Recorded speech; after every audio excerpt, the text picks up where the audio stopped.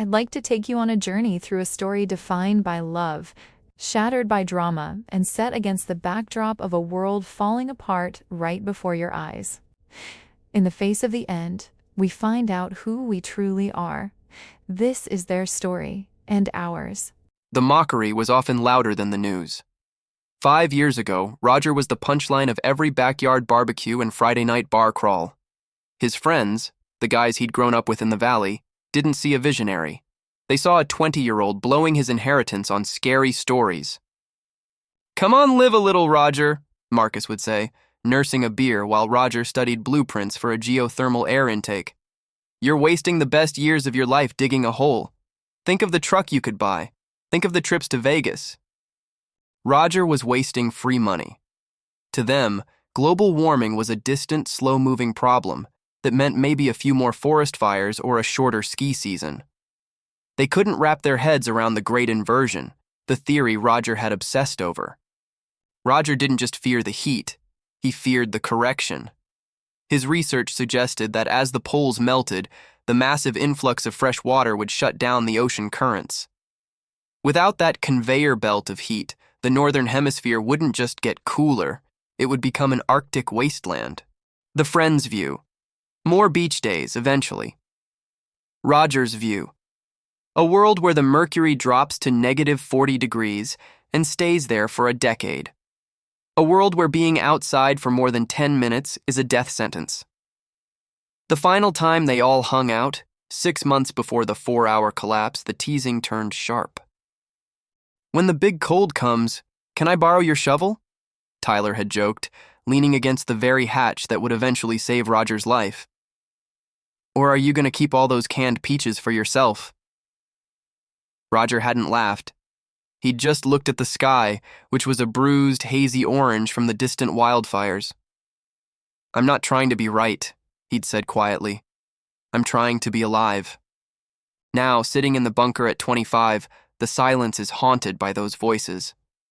He remembers Marcus's laugh and Tyler's smirk. He wonders if they made it to a shelter, or if they're currently part of the frozen landscape above.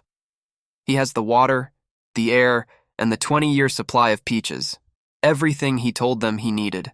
But as the radio hums with nothing but white noise, he realizes the one thing they were right about. He spent 5 years preparing for a future where he has no one to say, "I told you so." The transition from crazy guy with a hobby to the only survivor happened in a blur of blue light and scrolling tickers. It wasn't a single announcement.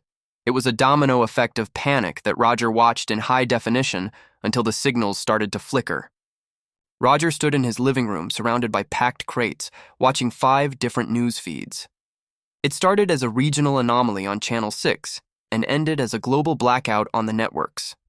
Hour 1, the denial phase. News anchors used words like technical difficulties and temporary outages, but their eyes were wide with a terror they couldn't script. Hour 2, the confirmation. When the emergency alert system, EAS tone, stayed on the screen for 20 minutes straight, the prank theory died. Hour 3, the breakdown. Reporters stopped looking at the camera. One woman on the local feed simply took off her headset, walked off set, and didn't come back. Hour 4, the silence. One by one, the screens turned to no signal. The internet didn't just slow down, it vanished. Roger grabbed his cell. His thumb hovered over his contacts. He called his mother. Busy. He called his sister in Chicago, out of service. He sent a group text to his 3 best friends. "Get to the farm, now." The delivered check marks never appeared. He stood on his porch for 5 minutes looking at the horizon. The air felt heavy, charged with a static he'd never felt before. He saw the first plumes of smoke rising from the city 10 miles away. That was the signal. He couldn't wait any longer. If he stayed to find them, he'd die with them. The walk from his truck to the garage was a blur. As the garage door finally lowered, it settled with a heavy, hollow thud that seemed to echo through the garage. He stood in front of the window, frozen. Every instinct he possessed screamed at him to run toward the smoke, to find a human face, to help, to scream into the boiling void. But he knew better. Turning away, he walked to the bunker hatch and stepped onto the ladder. He looked at the sky one last time, a pale, indifferent blue that didn't care what was happening below, and pulled the heavy steel lid shut. It wasn't just a door closing, it was the sound of 25 years of history being erased. He was safe, he was fed, and he was absolutely, devastatingly alone. The heavy steel door didn't slam, it hissed. A pneumatic seal engaged, locking Roger away from a world that had finally decided to tear itself apart. At 25, Roger was the youngest doomsdayer anyone knew. He'd spent his inheritance not on a fast car or a tech startup, but on a hole in the dirt outside of Boise. People called it a quarter-life crisis. Roger called it an insurance policy. And now, not that he wants to, but has to. The policy was being cashed in. Roger walked through his kingdom, his boots echoing on the sealed concrete. Everything was exactly where he'd placed it 3 years ago. Typical room breakdown for a 5,000-square-foot bunker. Living area. Common room, a massive open-plan space containing a kitchen, dining, and living room. Bedrooms, 12 bedrooms, some of which may be bunk rooms for high capacity. Bathrooms, 4. Specialized rooms, command center, office, a gym room. The pantry. Floor-to-ceiling shelves held enough freeze-dried calories to fuel a man for 9,150-plus days. Mechanical room, NBC air filtration, water filtration, electrical panel. Life support. A state-of-the-art scrub system hummed behind the wall, recycling oxygen with clinical precision. Decontamination room, mud room with airlock. Laundry room. The armory. A locked cabinet held 3 rifles and 1,000 rounds of ammunition, protection against the desperate souls he knew were currently roaming the surface. Escape tunnel with a secret, and upstairs garage 1,200 square foot. A snowcat is a custom-built beast with wide tracks and an insulated cabin. He sat at the radio console. The static was a thick, textured roar. He dialed through the frequencies, hoping for a voice, a broadcast, or even a digital handshake. There was nothing but the sound of an empty world. Roger caught his reflection in the stainless steel of the kitchen prep station. He looked young, vibrant even. He realized with a sudden, sickening jolt that if he stayed down here for the full duration of his supplies, he would walk out of that door at 45 years old. He had planned for every mechanical failure, but he hadn't planned for the silence. The water. It tasted like minerals and copper. The light. It was perpetual, artificial daylight that never transitioned into a sunset. The missing link. He looked at the second chair tucked under the small dining table. He'd bought it because it came in a set, never thinking about what it actually represented. He had enough oxygen for 20-plus people. He was the most prepared man on Earth, and yet, as he gripped a cold rifle and listened to the hum of the air recycler, he felt like a ghost inhabiting a very expensive tomb. Roger picked up a book, but his eyes kept wandering to the radio. The defense of his life was complete. The purpose of his life was currently a blank page. He realized then that 20 years is a very long time to be right all by yourself.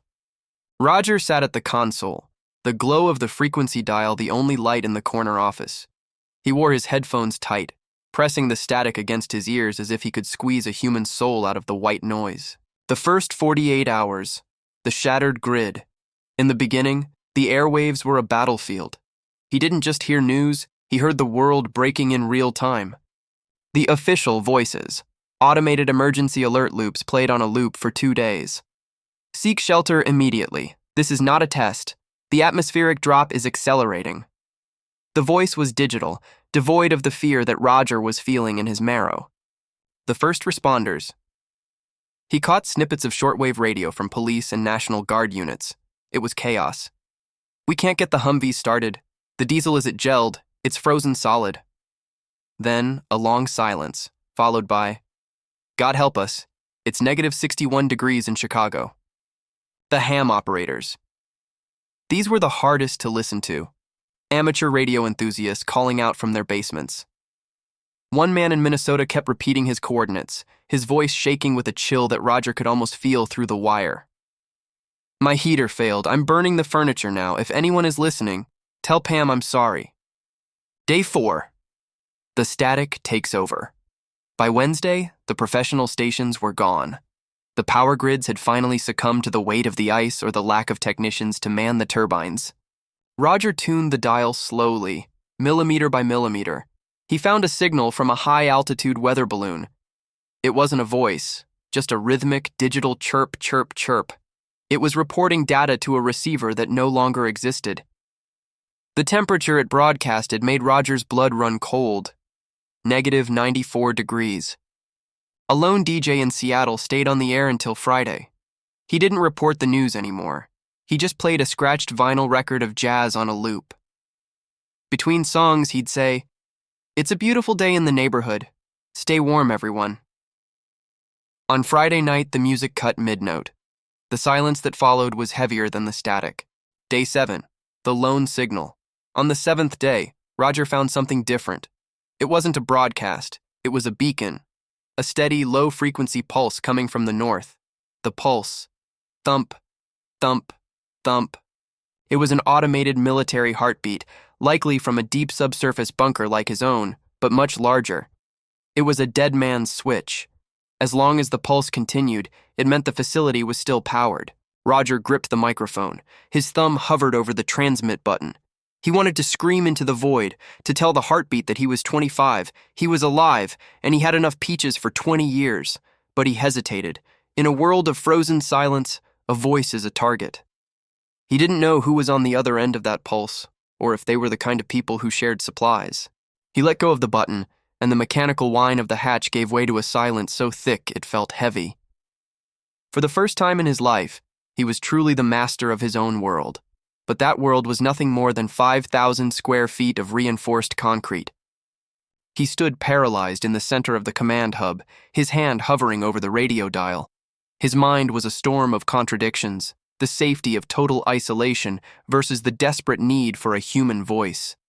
To reach out was to risk discovery. To stay silent was to vanish. He wasn't sure if he was ready to be found, or if he was simply waiting for the world to stop screaming. After 180 days of artificial light and recycled breath, the new car smell of the bunker had vanished, replaced by the flat, sterile scent of a machine working too hard. Roger was 25 and a half now, though without the sun, he felt decades older. The 6-month mark wasn't just a calendar date, it was the first true test of the systems that were keeping the graveyard cold at bay. 1. The lungs, air filtration. The hum of the ventilation system had become the soundtrack of his life. If it stopped, he had about 10 hours before carbon dioxide turned his sanctuary into a coffin. The intake. Roger suited up in his thermal gear, a heavy, battery-heated pressure suit, and entered the airlock. He didn't go outside, he just accessed the internal secondary scrubbers. The filters. He pulled the first HEPA charcoal canister. It was coated in a fine gray frost. The great inversion had turned the moisture in the air into ice crystals that acted like sandpaper. The swap. He slid in a fresh PM 2.5 high-efficiency filter. He had 80 of these left. The reading. Oxygen, 20.9%. Carbon dioxide, 0.04%. The machine was winning, for now. 2. The blood. Water reclamation. Water was his most precious cycle. Every drop of sweat, every shower, and every flush was filtered, boiled, and ionized back into the clean tank. The salinity test. He took a sample from the tap. It was crystal clear but tasted thin, lacking the minerals of the earth. The UV scrubber. He checked the quartz sleeve of the UV sterilizer. If it cracked, bacteria would bloom in the dark pipes.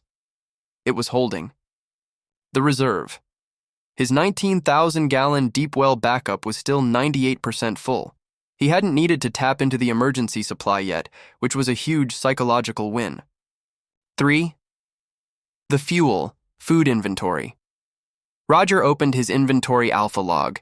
He had become obsessive about his calories. He realized he'd eaten through his comfort foods, chocolate, beef jerky, coffee, twice as fast as he'd planned. Stress eating was a variable he hadn't accounted for in his 5-year build. The staples. 980 pounds of rice, 800 pounds of beans, and 250 cans of peaches remained untouched. Under the purple LED grow lights, his first batch of bunker kale was wilting. The soil pH was off. He wasn't a farmer, he was a technician, and the lack of fresh greens was starting to show in his energy levels. 4. The vessel, physical and mental health. This was the hardest maintenance check. There were no spare parts for a human mind. The body. Without vitamin D from the sun, his skin had turned a ghostly, translucent pale. His muscles were softening despite the daily calisthenics. The mind. He caught himself talking to the radio static more often. He'd named the radio Wilson after the movie. Cast Away then immediately felt a wave of shame for being a cliché. The log. He wrote in his journal, Day 220, systems green, soul yellow. Still no response on the 40-meter band. The heartbeat signal from the north is still thumping. Sometimes I think I can hear it through the floor, not just the speakers. As he finished the water check, he noticed something at the bottom of the intake pipe. A tiny, frozen crystalline structure that wasn't ice. It looked like atmospheric ash. Something was burning on the surface. Something big enough to choke a bunker's intake 10 miles away. The months began to blur into a single gray hum. Roger found himself reciting old movie lines or reading his canned food labels out loud just to make sure his vocal cords still worked. The sound of his own voice felt like an intruder in the silence. Too loud, too desperate. Then, on a Tuesday, or what he thought was a Tuesday, the static on the two-way radio didn't just break, it vanished, replaced by a melody. It wasn't a distress signal. It wasn't a voice. It was a violin. The music was clean, haunting, and incredibly sharp. It was a classical piece, something Roger didn't recognize, but it felt like a ghost dancing in his headphones. He sat frozen, his hand hovering over the PTT push-to-talk button. He squeezed the trigger. Hello? Is someone there? I'm here. This is Roger. 7 Echo. Do you copy? The violin continued, indifferent. He tried again, turning his power up to the full 100 watts. Please, if you can hear me, I have supplies. I'm in a Class 4 shelter. Who is this? Please respond. Nothing changed. The music didn't stutter. There was no click of a mic being keyed in response. He realized with a sinking heart that the signal was full duplex blocked. Whoever was playing this music was broadcasting on a high-powered loop. As long as they kept the gate open to play the music, his own signal couldn't break through. He was shouting at a brick wall of sound. Roger stopped talking. He sat in his chair, the glow of the radio dial reflecting in his eyes. He stopped checking the air filters. He stopped checking the kale. He just sat and listened. The loop. The violin piece lasted exactly 4 minutes and 12 seconds. The gap. Between the end of the song and the start of the next loop, there was a tiny window, maybe 3 seconds of dead air. The pattern. This wasn't a survivor playing a record. This was a programmed broadcast. It was coming from a powerful transmitter, likely a military or government installation that still had an automated keep-alive sequence running. He realized he only had those 3 seconds. If he wanted to be heard, he couldn't tell his life story. He couldn't ask for help. He had to be a technician. He spent the next hour writing down the most important information he could fit into a 3-second burst. He practiced saying it, timing himself with a stopwatch until he could say it in one breath. Roger, Boise Sector. This is 7 Echo. Bunker intact. 20 years supply. Requesting ID. He waited. The violin reached a crescendo, a high, lonely note that seemed to vibrate the very concrete of his walls. The song began to fade. The 4-minute mark hit. The music stopped. The static hissed for a heartbeat. Roger jammed his thumb onto the button. Roger, Boise Sector. This is 7 Echo. Bunker intact. 20 years supply. Requesting ID. He let go. The static held for 1 second. 2 seconds. Then the violin started again. He did it again on the next loop, and the next. For 6 hours he didn't move. He became a part of the machine, timed perfectly to the 3-second silence. On the 10th hour, just as the music ended, the static didn't return. Instead, there was a heavy, mechanical click. A voice, raspy and sounding like it hadn't been used in years, broke through. Boise Sector, verify 7 Echo. What did you say about the peaches? Hoping he would have some or if anything. Roger's heart nearly stopped. It was the joke Tyler had made 5 years ago. The voice wasn't raspy from age. It was thin, brittle, and unmistakably female. The mention of the peaches wasn't a joke from his past. It was a question born of pure, starving disbelief. "Peaches?" she repeated, her voice cracking. You have fruit?" Her name was Sarah. As the music stayed off, the two of them clung to the radio waves like drowning people clutching the same rope.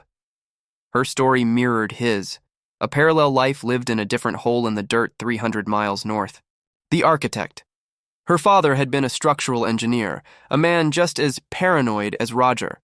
They had spent years reinforcing a cellar under their farmhouse, installing a geothermal pump that tapped into the Earth's natural heat. The tragedy. When the Great Inversion hit, the 4-hour window was too short. Her father had been in town fetching a final load of medical supplies. The temperature dropped so fast, the fuel in his truck turned to slush. He never made it back to the hatch. The musician. She was 23. She had been a first-chair violinist in a university orchestra before the world went white. She played the violin into the transmitter not to find someone, but to keep from going insane. The music was her only proof that beauty hadn't frozen to death. "I play the loop so I don't have to hear the ice," she whispered. "The wind. It sounds like it's trying to scream its way through the vents. If I don't play the music, I start to think the wind is a person." Roger looked at his shelves, hundreds of cans, enough for 20 years, and then looked at the second chair he'd bought as part of a set. For 6 months, he had been a technician surviving. Now, he felt like a man again. "I have the peaches," Roger said, his voice steadier than it had been in months. "And I have wheat and vitamins and a filtration system that's holding at 98%. Where are you, Sarah?" She gave him her coordinates. She was in a valley in northern Idaho. In the old world, it was a 5-hour drive. In this world, with the mercury sitting at -80 degrees and the roads buried under 20 feet of literal glacier snow, she might as well have been on the moon. "The geothermal pump is failing, Roger," she said, her voice dropping. "The intake is icing over every 6 hours. I have to climb into the crawl space to scrape it. I'm tired, and I'm out of protein. I've been eating flour and water for 3 weeks. Roger looked at his life support monitors. He was safe. He could stay in his 5,000-square-foot kingdom for 2 decades and walk out a middle-aged man. But Sarah's signal was flickering. The heartbeat he'd heard earlier wasn't a military base. It was her father's geothermal pump struggling to stay alive. "Don't turn the music back on," Roger said, standing up and reaching for his heavy-duty thermal gear. "Keep talking to me. I'm going to calculate the burn rate for my snowcat. I'm going to see if I can get to you." The silence following her voice was heavier than the static had ever been. Roger's finger hovered over the plastic trigger of the mic, but he didn't press it. His heart was hammering against his ribs like a trapped bird. Is this real? He wondered. Or was this bunker madness, the sensory deprivation finally snapping his 25-year-old brain? He'd read about solo explorers who started hearing phantom voices after months of isolation. Then a darker thought crept in. He looked at his racks of supplies. He had enough to last 2 decades. In a world where the surface was a frozen grave, he wasn't just a man. He was a king sitting on a mountain of gold. Roger began to pace the small concrete floor, the bait. What if she wasn't alone? What if she was being forced to play the damsel by a group of survivors who had found a radio and were looking for a stocked pantry? The location. She said she was 300 miles north. If he opened his hatch to leave, he was vulnerable. If he gave her his exact coordinates, he was pinning a target on his back. The glitch.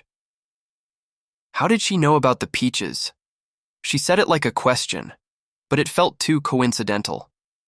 He sat back down, his face pale in the glow of the radio dial. He needed a test. Something only someone truly in her position would know, or something that would trip up a liar. He keyed the mic. He didn't sound friendly this time. He sounded like a man defending a fortress. "Sarah," he said, his voice cold, "if your father was a structural engineer and you're running a geothermal pump, tell me this. What's the Pascal pressure reading on your secondary heat exchanger? And if you're out of protein, what's the first symptom of scurvy you noticed this morning?" He waited.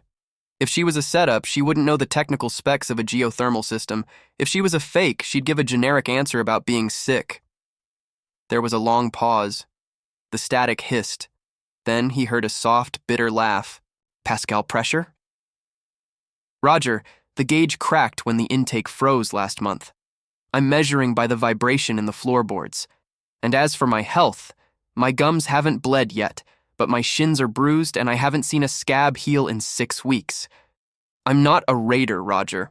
I'm just a girl who's tired of eating flour and playing the violin to a dead world. She paused, and her voice dropped to a whisper. You don't have to come. Just stay on the line. Tell me what a peach smells like when you open the can. I've forgotten. Roger let out a breath he felt like he'd been holding for 6 months. A raider wouldn't know the specific bruising of vitamin C deficiency, scurvy, or the reality of a cracked pressure gauge. He looked at his shelves. He looked at the heavy suit hanging by the door. He was 25, he was safe, and he was lonely. For the first time, the insurance policy didn't feel like enough. I'm opening a can now, Sarah, he said, his voice softening. It smells like summer. It smells like 2019. He grabbed a notebook and started sketching a route. He had a modified snowcat in the upper garage, a vehicle built for the great inversion. The transition from the bunker's recycled warmth to the garage was the first step into a new, alien reality. Roger climbed the interior ladder, his gloved hands slick with nervous sweat inside his thermal suit. When he reached the upper garage level, a reinforced concrete shell sitting just above the primary shelter, the silence was different. It wasn't the silence of a room, it was the silence of a dead planet.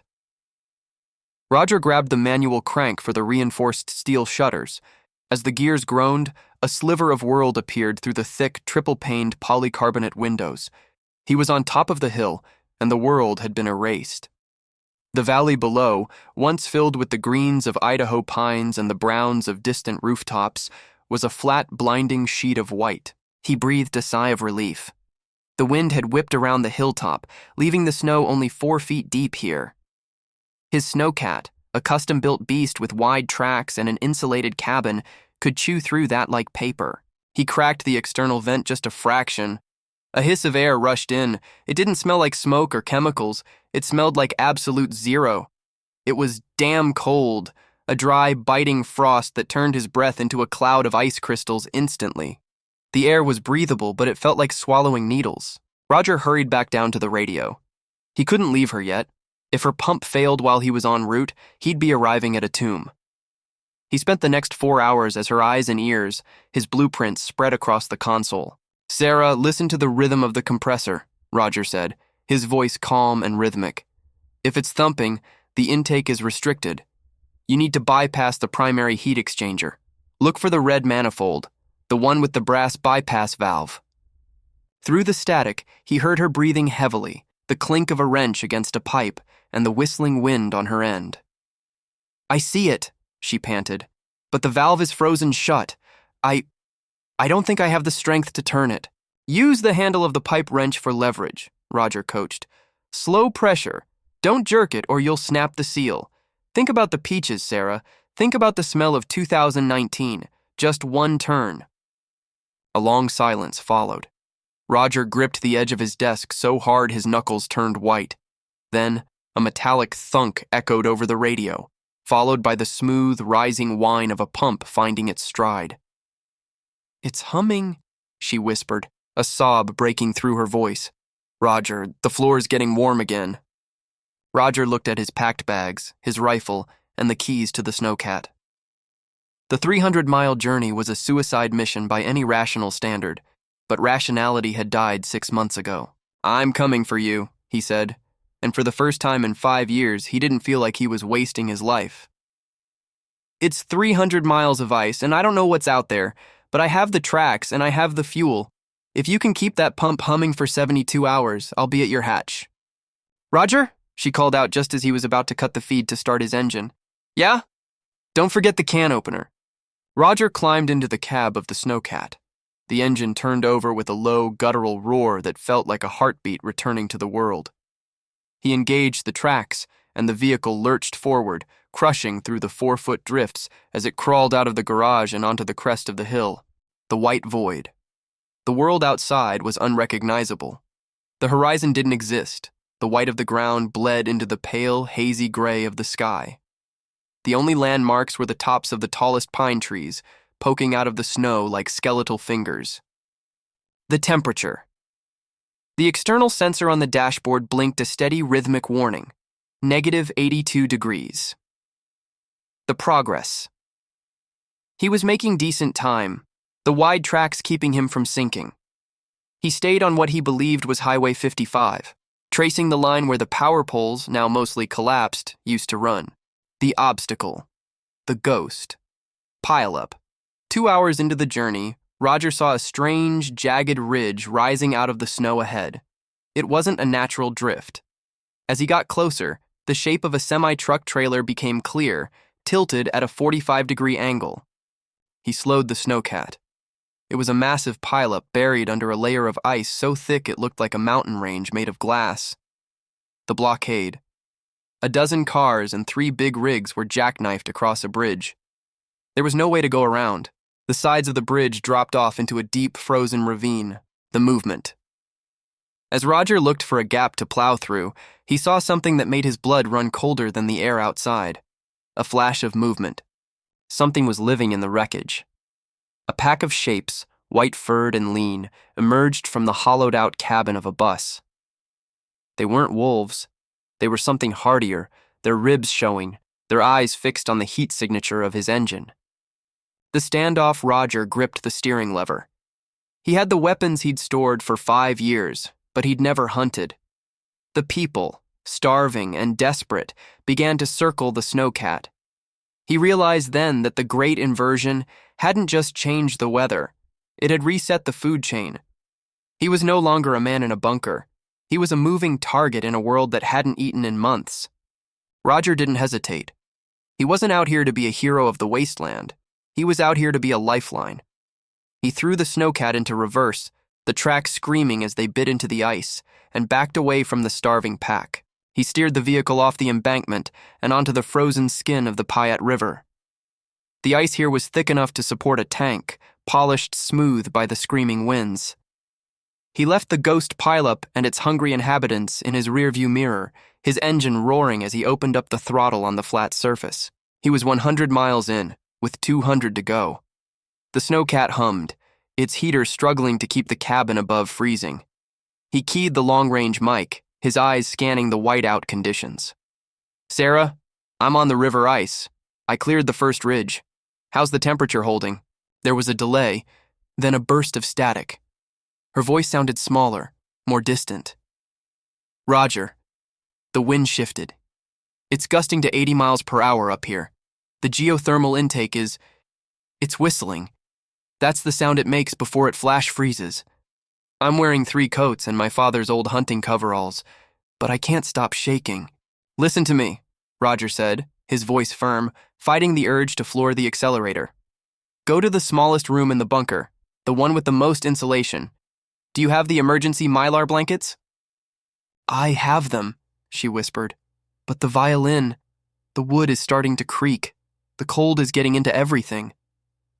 The 200-mile dash Roger looked at his fuel gauge. He was burning diesel faster than he liked, fighting the headwind that was now slamming into the front of the snowcat. The terrain. The river was a highway, but it was treacherous. He had to dodge ice heaves, massive slabs of frozen water pushed up by the current beneath. The fatigue. Roger had been awake for 20 hours. His eyes were burning from snow blindness, despite his tinted goggles. Every time he closed them, he saw her violin splintering in the cold. "I'm not stopping, Sarah," he told the radio. "I'm pushing through the night. I'm going to keep the mic open. I want you to talk to me. Don't go to sleep. If you feel yourself getting drowsy, you tell me. You tell me about the first song you ever learned." As the sun, a dim, pale glow behind the clouds, began to set, the world turned a deep, bruised purple. Roger's floodlights cut 2 yellow tunnels into the swirling snow. Suddenly, the snowcat's nose dipped. The ice beneath him groaned, a deep bass sound that vibrated through the floorboards. He wasn't on the river anymore. He had hit a section of shelf ice where the water level had dropped, leaving a hollow cavern beneath the frozen surface. The track spun, seeking purchase on a crumbling ledge. Roger didn't hesitate. If he stepped out of the cab, the negative 80 degrees air would find the tiniest gap in his suit and sear his skin in seconds. He stayed in the pilot's seat, his hands flying across the control panel. He fired the pneumatic winch. The steel cable shot out from the front bumper, trailing a plume of frost. He aimed for a jagged outcrop of rock, the old man's finger, that poked through the riverbank. The tension. The cable pulled taut, humming like a guitar string.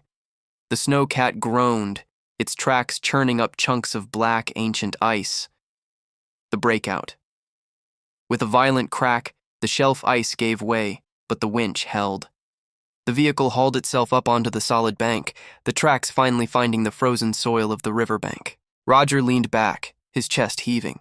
He grabbed the mic, his voice thick with the adrenaline of a man who had just stared into a frozen grave. "I'm out, Sarah. I'm off the river and back on the hardpack. 180 miles to go. I'm not slowing down again. Roger?" Her voice was a ghostly thread now. "I'm in the closet. I moved the radio in here. I'm wrapped in the mylar. It sounds like crinkling tinfoil every time I breathe. I'm so sleepy, Roger. The first song, it was Twinkle, Twinkle, Little Star. My dad taught me. It's funny. The stars are the only thing left that look the same." "Don't you dare close your eyes," Roger barked, his voice cracking the silence of his own cab. "Listen to the engine, Sarah. Can you hear it through the radio? That's the sound of me coming to get you. I want you to tell me about the farm. Tell me where the hatch is hidden so I don't drive right over it in the snow." The miles began to tick down, but the world was getting more treacherous. The wind was now a physical force, trying to roll the 3-ton snowcat over. Roger was navigating by GPS coordinates and sheer willpower. 150 miles. He passed a buried town. Only the tops of the streetlights were visible, glowing like dim, frozen moons under his floodlights. 100 miles. The engine temperature started to climb. The intake was struggling with the ice dust kicked up by the storm. 50 miles. He reached the base of the northern Idaho foothills. "Sarah, talk to me. Tell me about the peaches again." There was no answer. Just the steady, rhythmic thump, thump, thump of her father's geothermal pump over the open line. She was still there, but she had stopped responding. Roger hit the coordinates at 4 a.m. The farmhouse was gone, buried under a massive drift that looked like a white tidal wave frozen in mid-crash. He saw the tip of a chimney peeking out. He killed the engine. The silence that followed was terrifying. He grabbed his heavy shovel, his emergency heater, and a backpack filled with the highest calorie food he owned. And of course, the peaches. He scrambled out of the snowcat, the wind nearly knocking him flat. He began to dig where the radio signal was strongest. Roger dug like a man possessed. The shovel bit into the packed, icy crust until it hit something that didn't sound like frozen earth. A dull, metallic clank. He cleared the last foot of snow with his gloved hands, revealing the heavy circular hatch of her father's design. He wrenched the handle. It was frozen shut, but he threw his entire body weight against it. With a scream of complaining metal, the seal broke. A puff of stagnant, shivering air escaped the hole. Roger dropped down the ladder, his headlamp cutting through the pitch-black gloom of the cellar. He found her in the small utility closet, a tiny mound of silver mylar blankets. When he lifted her, she felt like nothing, scarcely 100 pounds of shivering, brittle bone and heavy winter fabric. He couldn't see her face. She was wrapped in a wool scarf and a thermal hood, but he could hear the ragged, shallow hitch of her breath. She was alive. He carried her up the ladder, shielding her small frame from the negative 80 degrees wind with his own body.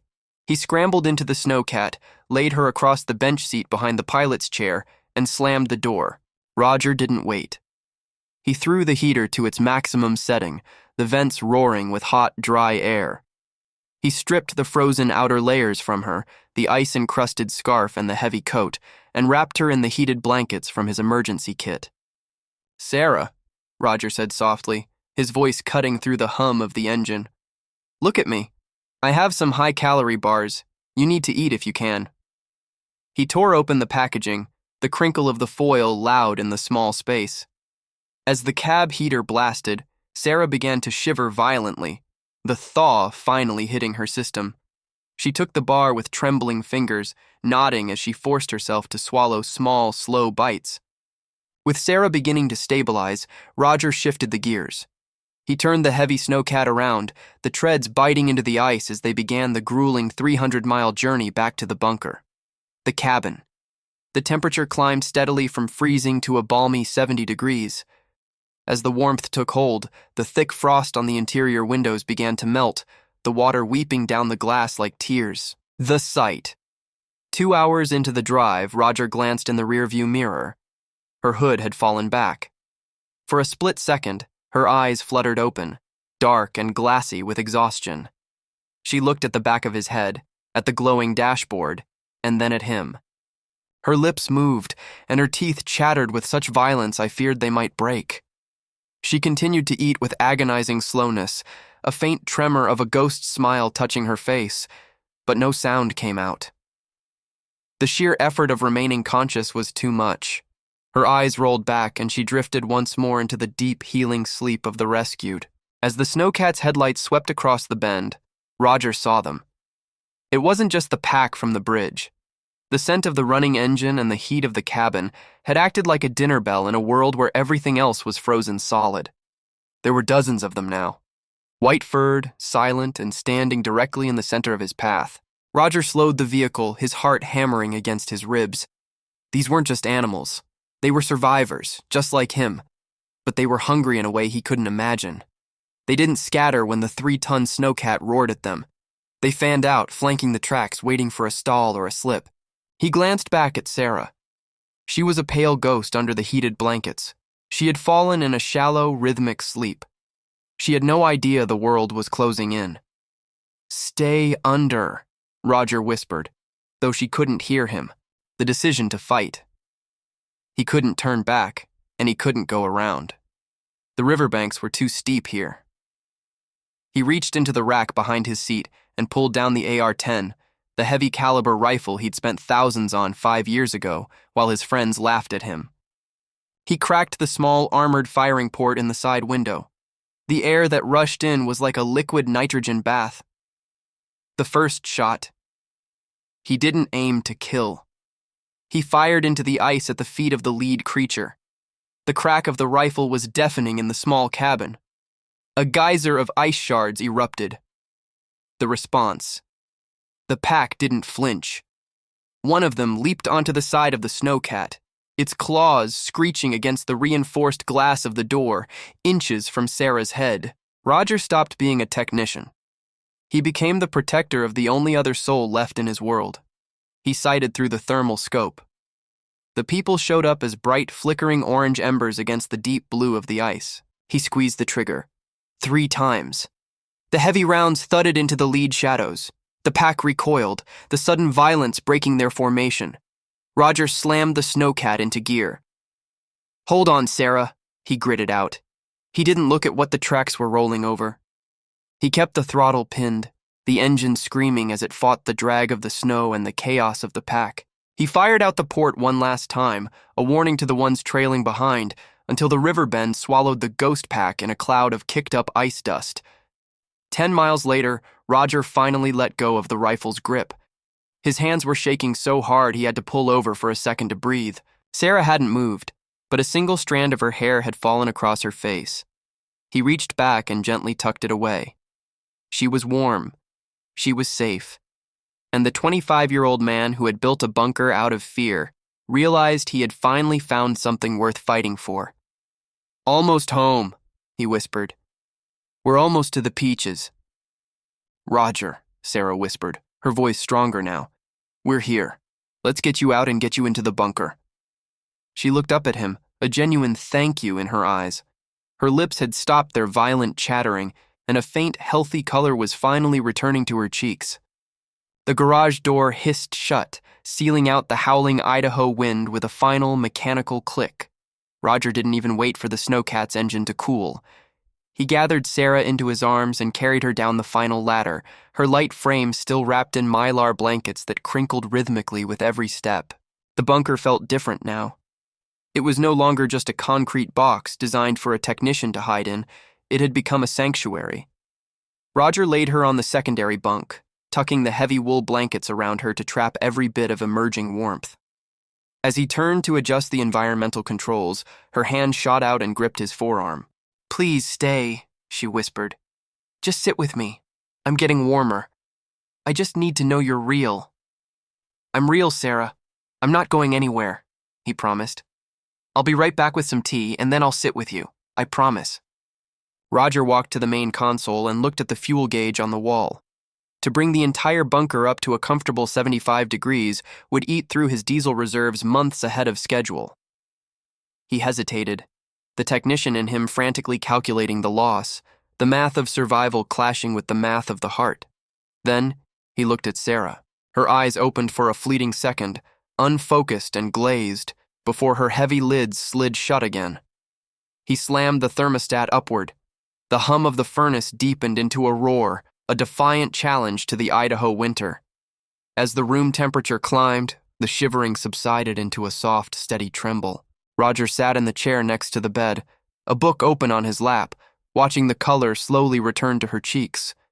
Suddenly, her hand moved outside the blanket, her fingers searching the air until they found his sleeve. She didn't wake up, but her grip tightened on the fabric, anchoring herself to the only other soul in the world. The bunker was silent, save for the steady, healthy thrum of the air scrubbers. The thermometer read a steady 74 degrees. Roger had fallen asleep in the chair, his head resting on the edge of the bed. She watched him, truly watched him for the first time. He didn't sound the way he looked. On the radio, he was a stoic guardian, but in sleep, he looked like an angel. This young man saved my life, she thought, cradling her tea and watching the steady rise and fall of his chest. He looked so peaceful, a rare sight in a world that had forgotten the meaning of the word. Roger felt a light touch on his hair. He bolted upright, eyes wide and heart hammering. Sarah was propped up on one elbow, the crinkled mylar blankets discarded on the floor. She was sipping the tea he had left for her. Her face was thin and her skin pale from months of living in the shadows, but her eyes were clear. She scanned the room, taking in the overflowing shelves of food and the glowing lights of the radio console. Finally, her gaze settled on a shelf nearby. "You really do have the peaches," she whispered. Her voice was a little stronger now, sounding less like a ghost and more like the girl he had talked to through the static. A few days of warmth and solid sleep had worked a miracle. Sarah was no longer a ghost of mylar and shivering. She was moving through the bunker with a slow, cautious grace, her eyes constantly wide as she took in the sheer scale of Roger's preparation. He had spent 5 years being called a waste of money. But as he stood at the small galley stove, the hiss of the cast iron skillet felt like a victory lap. Roger didn't just open a can.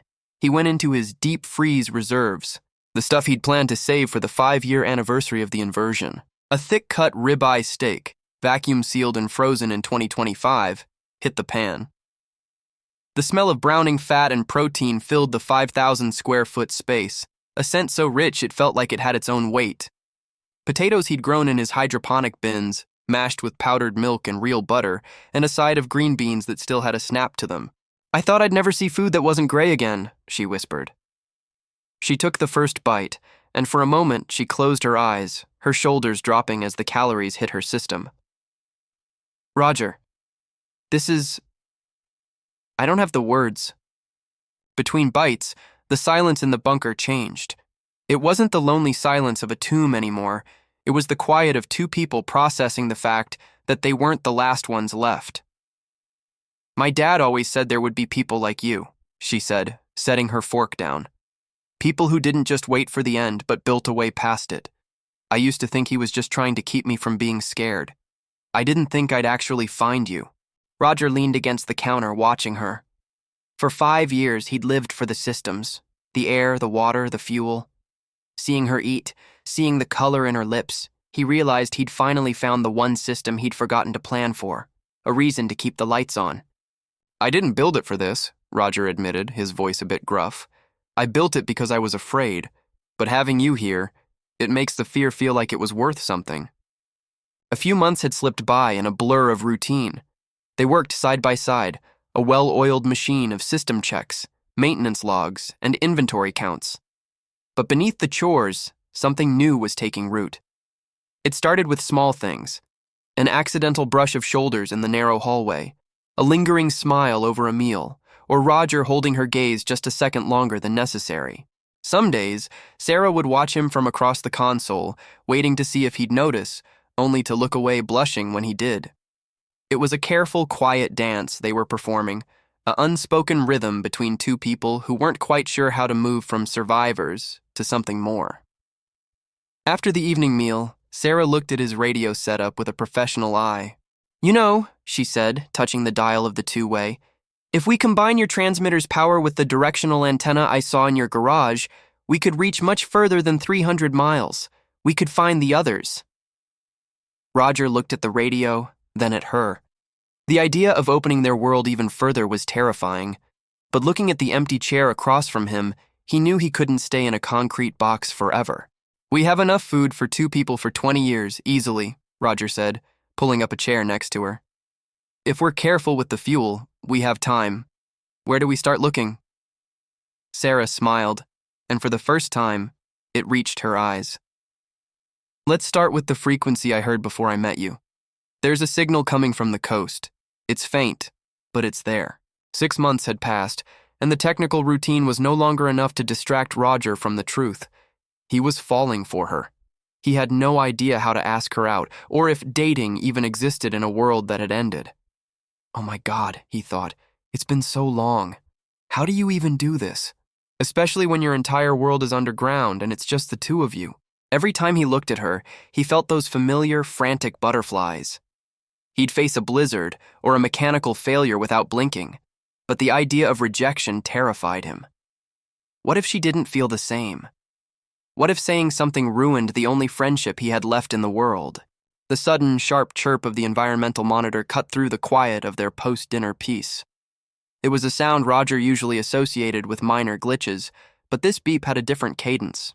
It was a high-priority alert. Roger lunged for the console, his eyes scanning the red digital readout. "What is it?" Sarah asked, her fork hovering halfway to her mouth.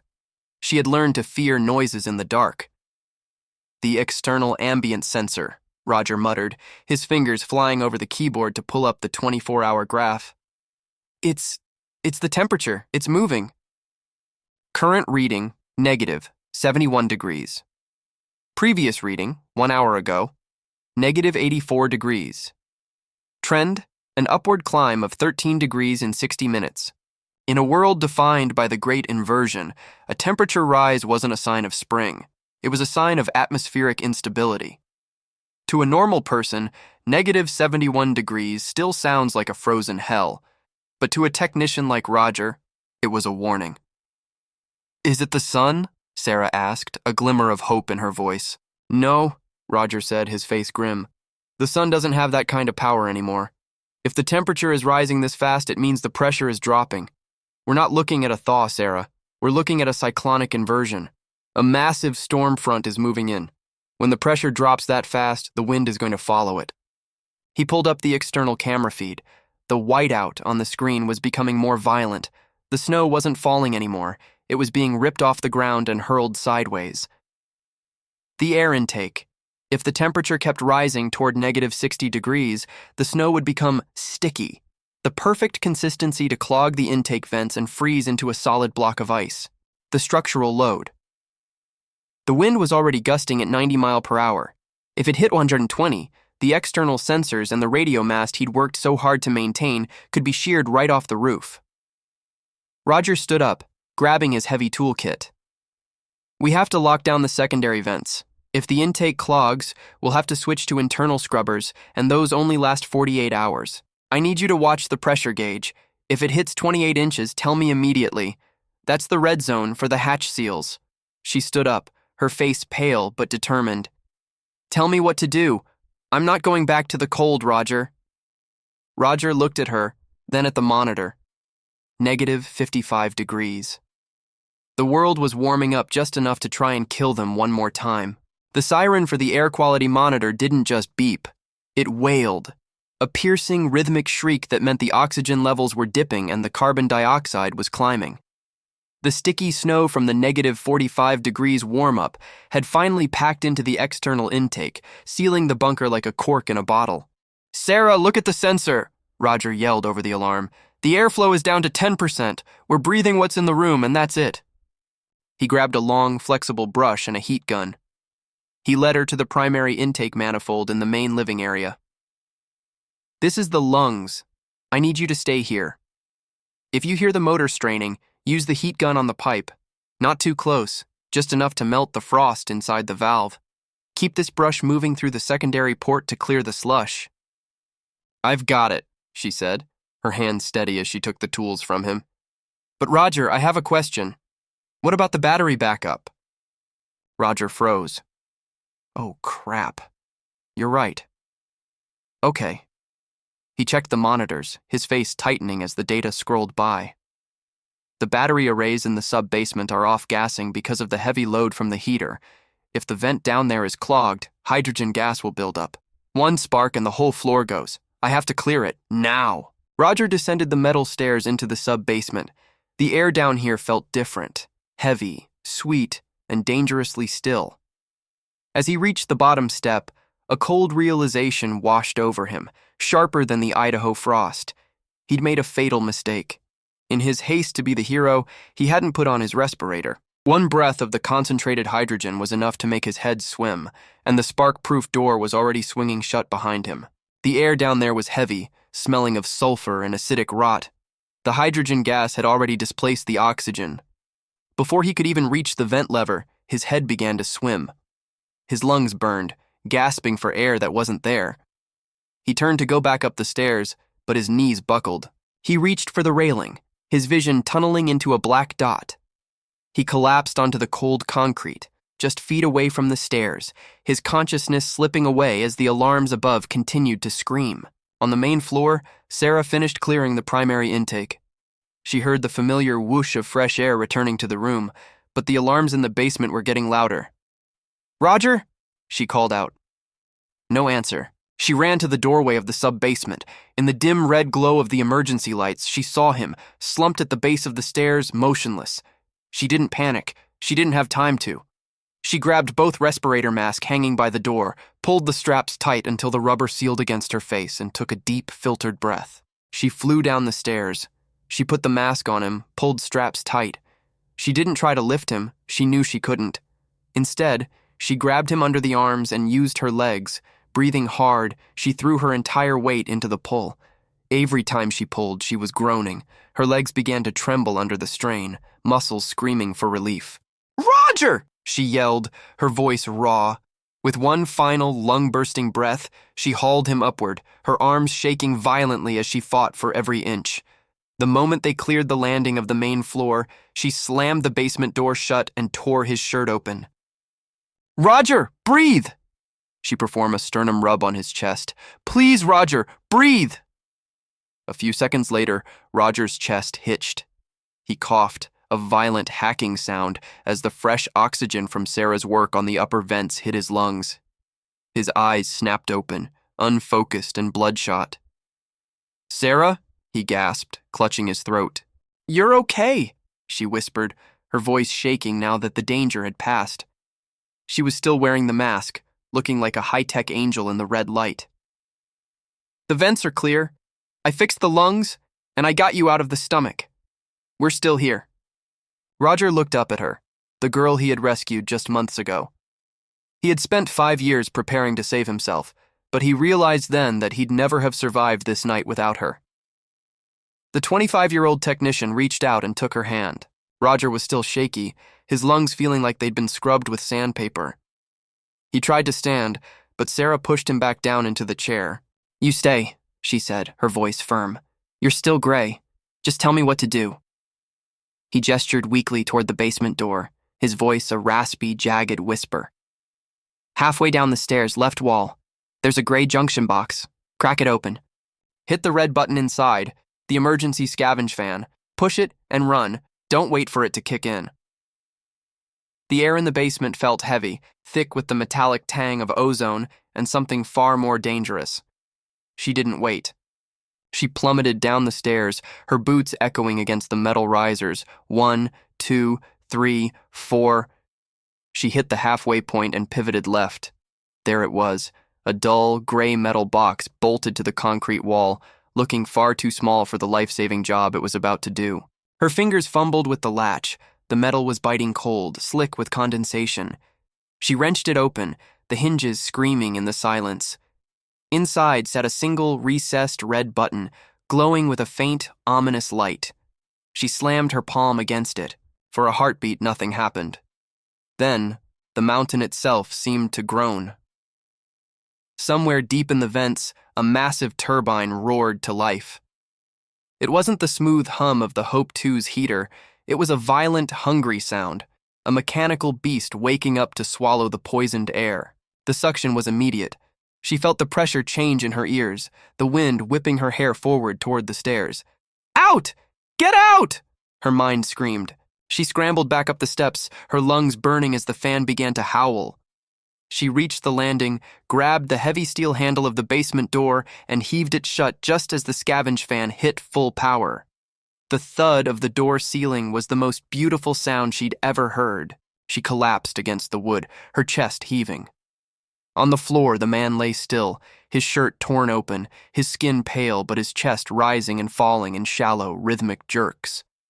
The air in the main room was already clearing, the haze being sucked down into the depths. She crawled to his side, her hands still vibrating from the adrenaline. "It's on!" she choked out. He didn't open his eyes, but his hand reached out blindly, his fingers brushing her wrist. The countdown, the hydrogen ppm, parts per million, began to drop. The silence. 5 minutes later, the wailing alarm finally cut out. The flashing red lights on the console transitioned to a steady, calm amber. "Now," Roger coughed, "the batteries.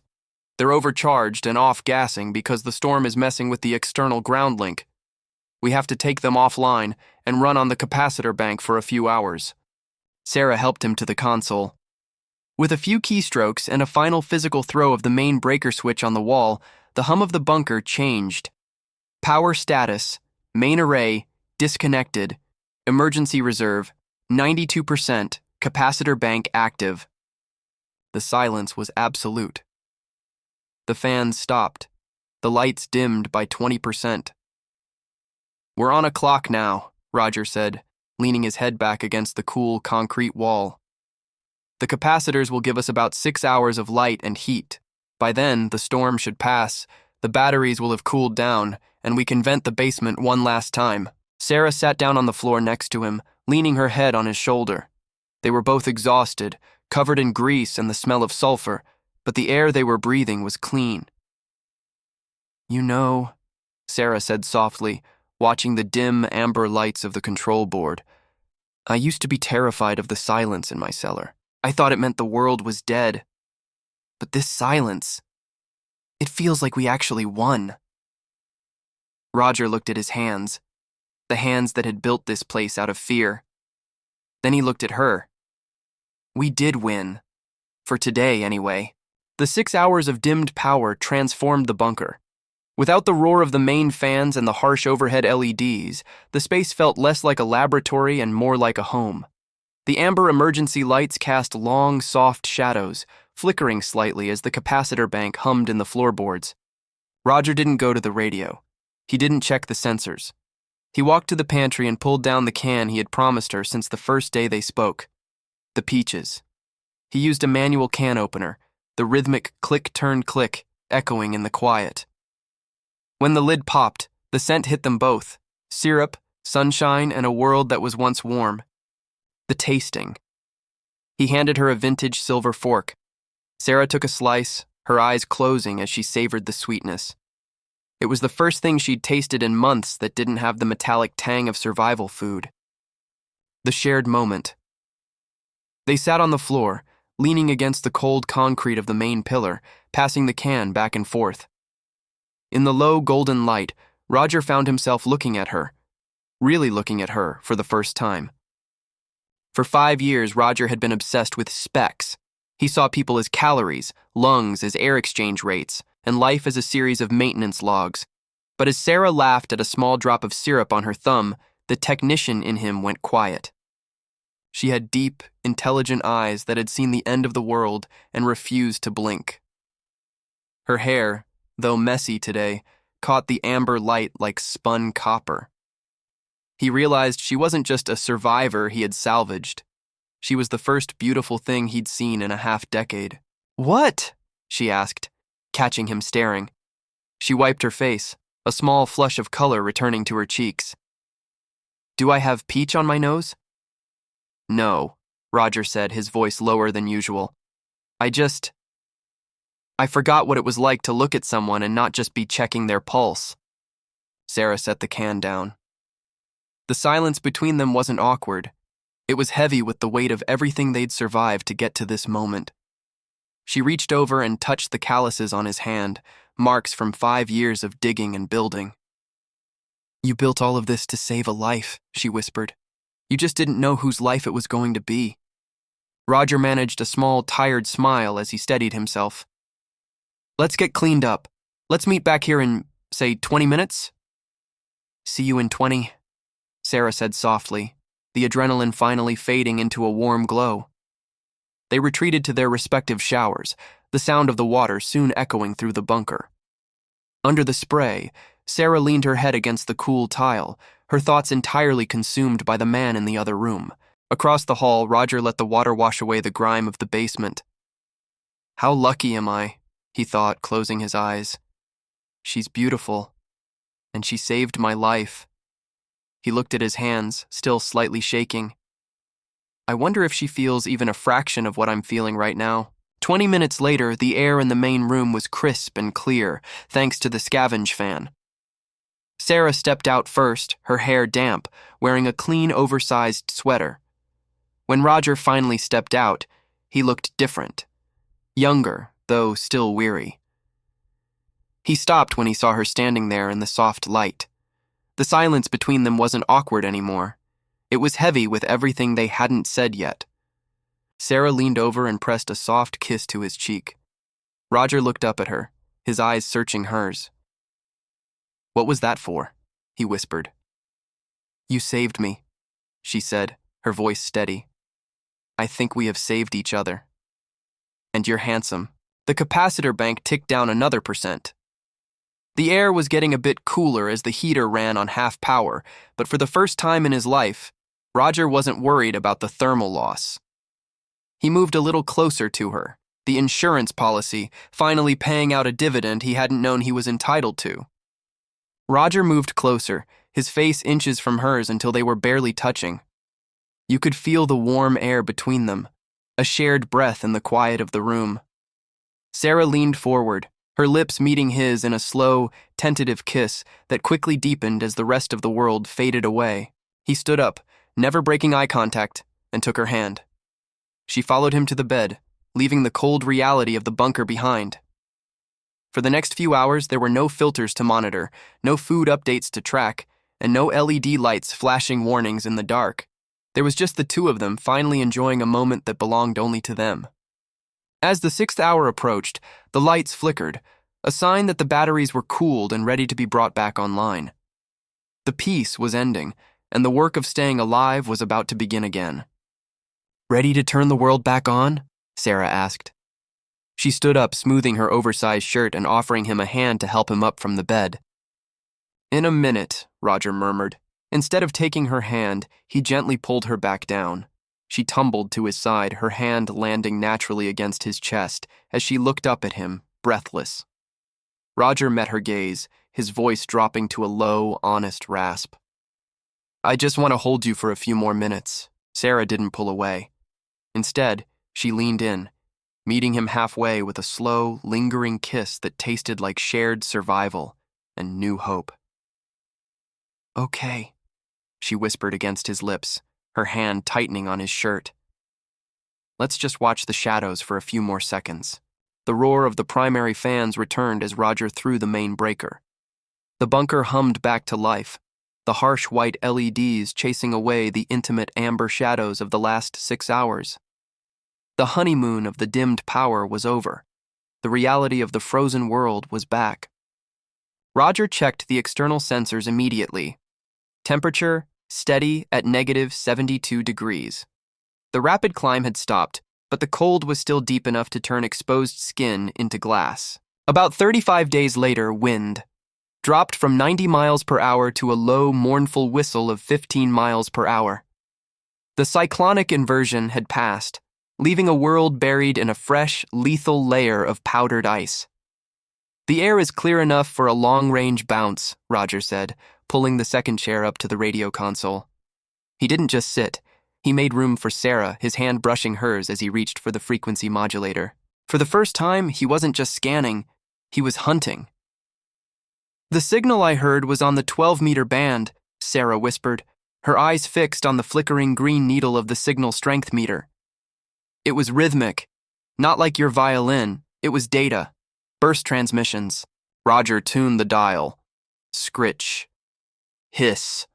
Static. He adjusted the gain, filtering out the solar noise that bounced off the frozen ionosphere. Then, they found it. It wasn't music, and it wasn't a voice. It was a high-pitched digital trill that repeated every 30 seconds. Pattern. Short, long pause. Origin. The triangulation software on Roger's screen blinked a red dot near Astoria, Oregon.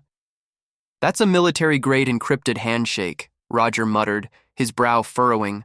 "Someone isn't just surviving out there. They're organized. They have a massive power source to punch a signal through this much ice."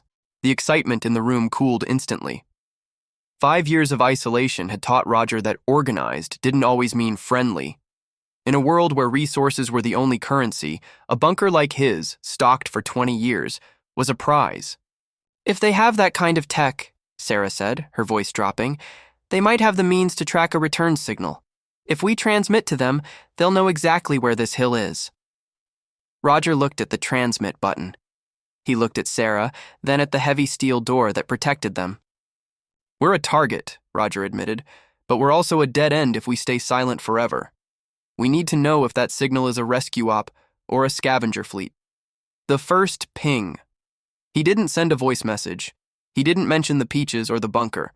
He programmed a single low-power burst, a ping that would show up on their monitors as a blip of intelligence, but nothing more. "I'm sending a who are you packet," Roger explained. "It's encrypted with a basic civilian emergency code. If they're bad people, they might not be able to break it easily. If they're the government, they'll answer in clear text." He hit the button. The radio hissed. For 3 minutes, nothing happened. Then the speakers crackled with a sound that made them both jump. It wasn't a digital trill anymore. It was a man's voice, cold, professional, and sounding very close. "Unidentified station. This is Terra Liberators Force, TLF Alpha. You are transmitting on a restricted frequency. State your designation and asset count immediately. Failure to comply will result in an orbital fix on your location." Sarah gripped Roger's arm. "Asset count? They're talking about us like we're supplies, Roger." The man on the radio didn't sound like a survivor. He sounded like a landlord. The heavy click of the power knob echoed like a gunshot in the small room. The green glow of the frequency monitor faded into black, cutting off the cold, demanding voice of Terra Liberators Force, TLF Alpha. Roger sat back, his chest rising and falling in heavy, ragged breaths. The bunker, which had felt like a cozy sanctuary just minutes ago, suddenly felt like a glass house. If these people had orbital capabilities, a hill in Idaho wasn't much of a hiding spot. "They didn't ask if we were okay," Sarah whispered, her eyes still fixed on the dead radio. "They asked for a designation. They don't want survivors, Roger. They want inventory." Roger stood up and began pacing the narrow strip of floor between the console and the food stores. His mind, usually so focused on the mechanics of pipes and wires, was now running a tactical simulation. The assets. 20 years of food, medical supplies, a high-end water filtration system, and a working snowcat. To a paramilitary group like Terra Liberators Force, TLF, this bunker wasn't a home. It was a strategic outpost. The stealth. By turning the radio off, he'd gone dark. Without a constant signal to triangulate, it would be much harder for them to pin down his exact GPS coordinates in the middle of a whiteout. The defense. He looked at the heavy steel door. It was built for pressure and cold, but it wasn't a bank vault. "You're right," Roger said, stopping in front of her. He reached out and squeezed her shoulder, his hand steadying. "We don't need rescue from people who talk like that. We have everything we need right here. We stay quiet. We stay invisible." He walked over to the main control board and began flipping the toggles for the external systems. Passive mode. He switched the radio antenna to receive only. They could listen to the world, but the bunker wouldn't leak a single watt of energy back out. Visual stealth. He retracted the external camera mast by 6 feet, tucking it into the lee of the chimney pipe so it wouldn't cast a shadow on the snow. The lookout. He set the motion sensors on the perimeter to a high-sensitivity, silent alert. If anything larger than a snow hare moved within 100 yards of the hatch, a small amber light would pulse on the wall of the bedroom. "We're going to keep a watch," Roger told her. 4 hours on, 4 hours off. We don't use the high power lights unless we have to. We live like ghosts." Sarah nodded, a look of grim determination replacing her fear. She picked up the empty peach can and set it on the shelf, a reminder of the world they were keeping for themselves. "I can handle the night shift. I'm used to the dark." Roger looked at the monitor one last time. The temperature was still -72 degrees. The world outside was a frozen graveyard, but inside, they had a warm light, a full pantry, and each other. For now, the bad people were just a voice in the static. Few weeks later. Roger took a breath, his expression turning serious. "Sarah, I need to tell you something, just in case things go bad. There's a second bunker, an insurance policy. I didn't want to open it unless we absolutely had to, and I've been sitting on that secret for a while. I hope you're not mad at me." Sarah looked at him for a long moment, then reached out to touch his arm. "Roger, it's okay," she said softly, a small smile playing on her lips. "In this world, I can't be mad at a man for having a backup plan." Roger took a deep breath, his eyes searching hers. The encounter with Terra Liberators Force, TLF Alpha, had changed the math. Before, he was just a man in a hole. Now, they were a target. He reached behind the heavy tool rack in the main workshop and pulled a concealed lever. With a low hydraulic hiss, a section of the reinforced concrete wall slid back just 6 inches. "Follow me," he whispered, "and keep your elbows in." The tunnel was a claustrophobic's nightmare. It wasn't built for comfort. It was built for concealment. The walls were raw, damp concrete, and the dim amber bulbs overhead were spaced so far apart that they walked through pockets of total darkness. The squeeze. Sarah's shoulders brushed the rough sides of the passage. It felt like the earth was hugging them. The distance. They walked 100 yards in silence, the only sound the rhythmic scuff-scuff of their boots. The air. The air here was colder, smelling of deep soil and old iron. They reached a heavy steel bulkhead. He moved past the first door and led her another 100 yards. They were now deep beneath the neighbor's property, a house that had been empty for years before the invasion. He stopped at a high-tech interface that looked vastly more advanced than the rest of the bunker. "This is the Hope 2, Roger explained. He placed his hand on a glass biometric pad. A thin green laser swept over his palm. A calm, synthesized female voice cut through the silence, echoing across the command hub. "Welcome, Roger. Access granted." A series of deep, electronic hums began to vibrate through the floorboards as the monitors flickered to life, one by one. "Now activating System 1, 3, 2, 1, your life support and air filtration. System now running at 100%. Now activating System 2, 3, 2, 1, hydroponics and water reclamation. System now running at 100%. Now activating System 3, 3, 2, 1, perimeter defense and long-range comms. System now running at 100%. Then, he stepped aside and gestured for her to do the same. Put your hand here. The system needs to know you're friendly. From now on, the bunker won't breathe unless it feels one of us." Sarah placed her hand on the cold glass. The laser traced her skin, mapping the heat signature and the prints. Welcome, Sarah. Access has been granted. On all Level 1 systems. The door groaned open, revealing a space that made Sarah gasp. It was a mirror of the first bunker, pristine, stocked to the ceiling with crates of medical supplies, rows of backup servers, and enough fuel to run a small city. "If they find the first one," Roger said, his voice echoing in the vast, quiet space, "we retreat here and seal the tunnel. They'll think the first bunker was the whole prize. They'll never know we're 200 yards over and now 20 feet deeper." Sarah walked to the center of the room, her hand trailing over a stack of fresh wool blankets. "You didn't just build a shelter, Roger. You built a kingdom." "I built a ghost ship," he corrected her, "and now it has a co-captain." They stood in the center of the backup, the silence here even deeper than the first. The knowledge that they had a plan B changed everything. They weren't trapped anymore. They were hidden. "We moved the most critical items here tonight," Roger decided. "If Terra Liberators Force, TLF, comes knocking, we let them find an empty house." The weeks upon weeks of quiet preparation had turned them into a well-oiled machine. They had moved the medical crates, the heirloom seeds, and the most precious of their supplies through that cramped, rib-bruising tunnel.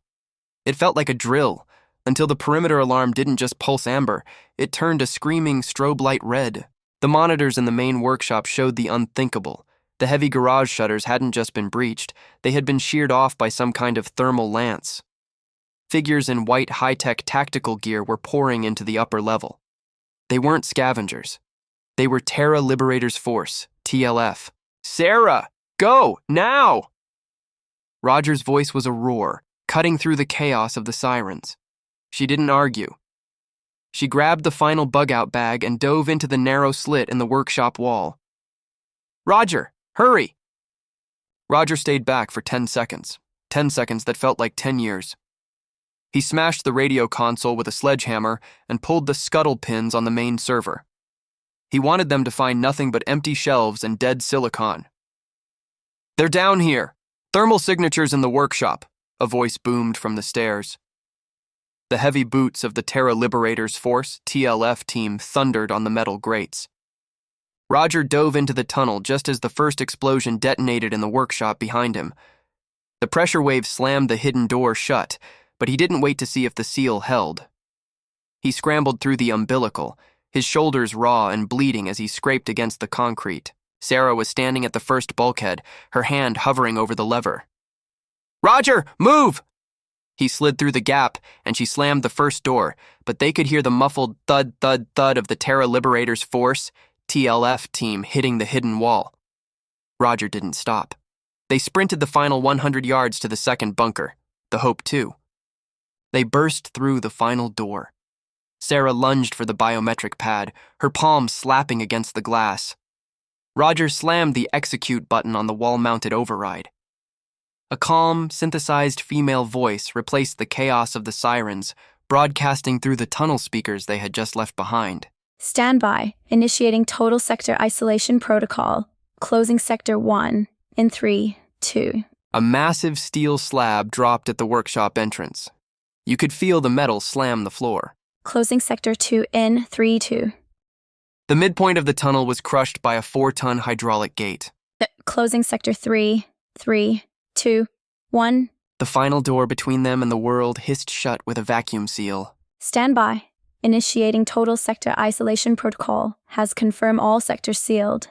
Through the intercom system, which was still picking up audio from the tunnel, they heard it. The panicked shouts of the Terra Liberators Force, TLF soldiers realizing they were trapped in a concrete straw. "Open it! Break the—" Then came the screams. It wasn't just a door closing. The scavenge fans Roger had repaired earlier had been reversed. The system was now blowing outside air downward into the tunnel at an industrial rate. -120 degrees, they froze where they stood. Then, as quickly as the violence had started, the audio feed went flat. The silence that followed was absolute. Roger leaned his forehead against the cold steel of the final door, his chest heaving.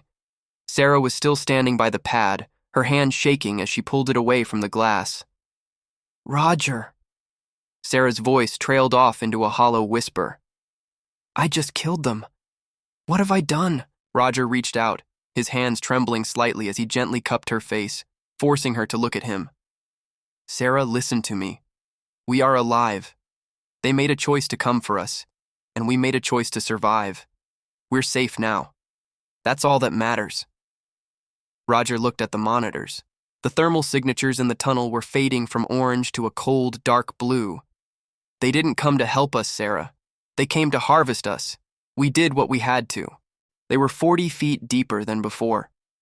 They were under a different house, in a different sector, and as far as the world above was concerned, everyone in the Hope One that bunker was dead.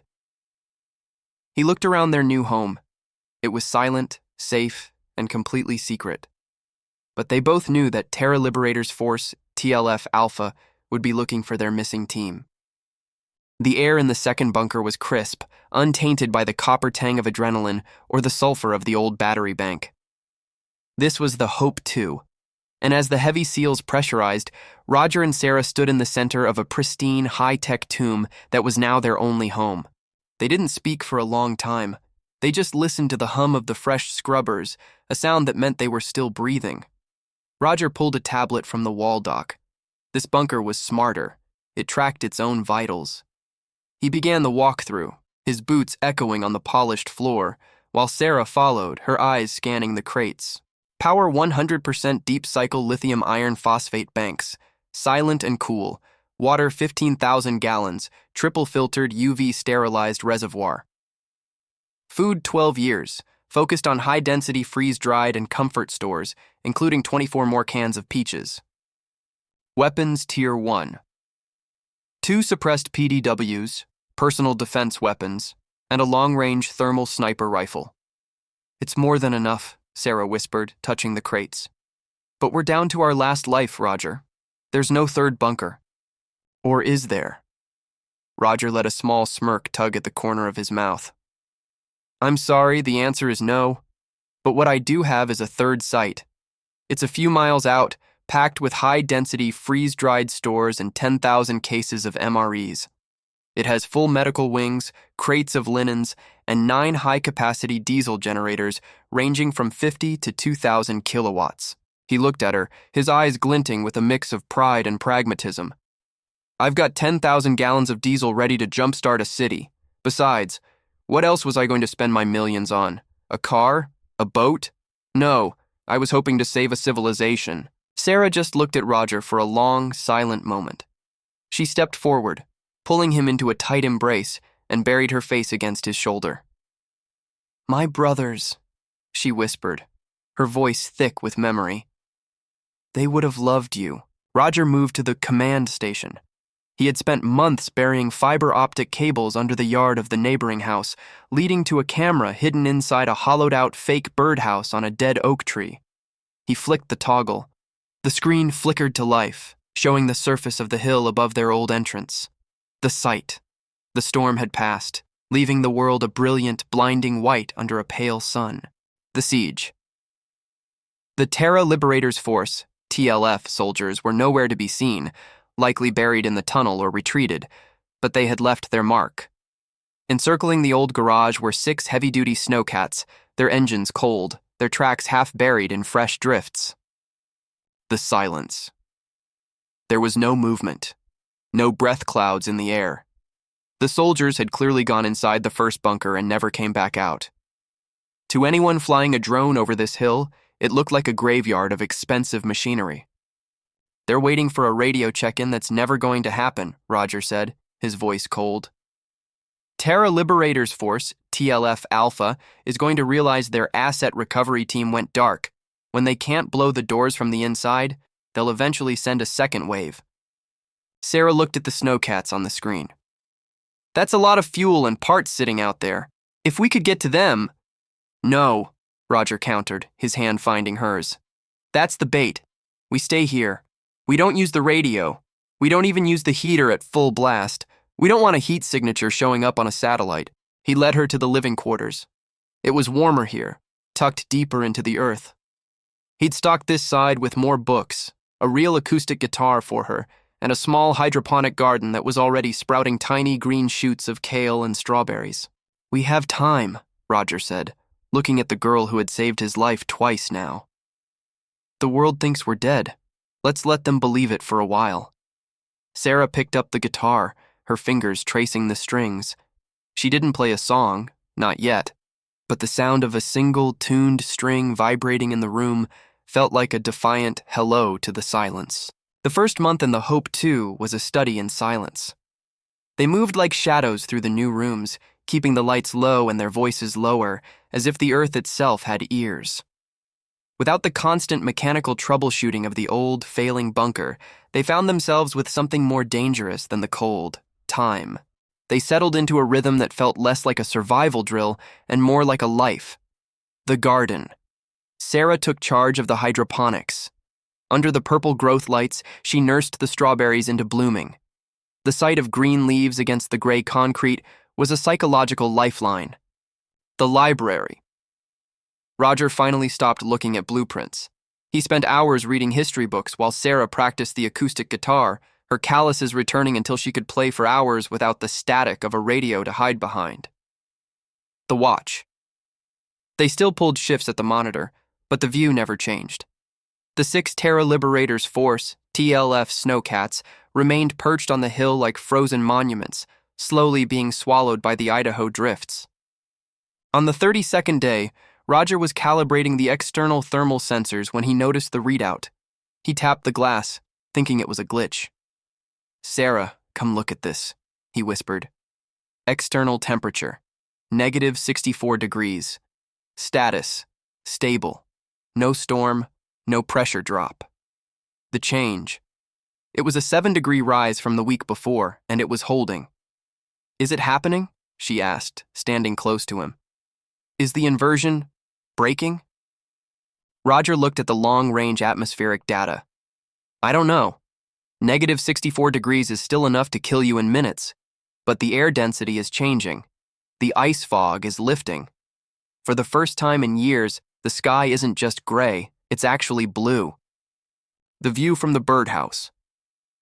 He switched the feed to the 4K camera hidden in the dead oak tree. The resolution was crisp enough to see individual ice crystals on the snowcats' windshields. The clarity. The horizon was visible for miles. They could see the jagged, snow-capped peaks of the Clearwater Mountains standing sharp against a pale, sapphire sky. The clearance. The wind had scoured the old garage roof clean. The Terra Liberators Force, TLF markings on the abandoned vehicles, were fading under a layer of rime ice, making them look like relics from a lost civilization. The safety. There were no heat signatures, no tracks, no drones. The world was beautiful, bright, and utterly empty. Roger leaned back in his chair, watching the sun, a real distinct orb, sink toward the mountains. The Hope 2 was holding steady. The batteries were full, the water was sweet, and the woman beside him was no longer a stranger he'd pulled from a hole, but the only person who truly knew him. "It's almost -60 degrees, Sarah said, a small smile touching her lips. "If it keeps going like this, maybe by next year we can walk on the surface without the heavy suits." "Maybe," Roger said, his hand finding hers in the dim light of the command center. "But until then, I'm perfectly happy staying right here." He reached into the small crate by his feet and pulled out a single golden yellow peach half he'd saved from lunch. He handed it to her. "To the blue sky." Sarah took it, the sweetness a promise of a world that might be coming back to life, 1 degree at a time. The quiet of the Hope 2 had become their entire universe. For 12 months, the only sounds were the hum of the hydroponic fans and the soft acoustic melodies Sarah played in the evenings. They had stopped looking for Terra Liberators Force, TLF. They had stopped expecting a rescue.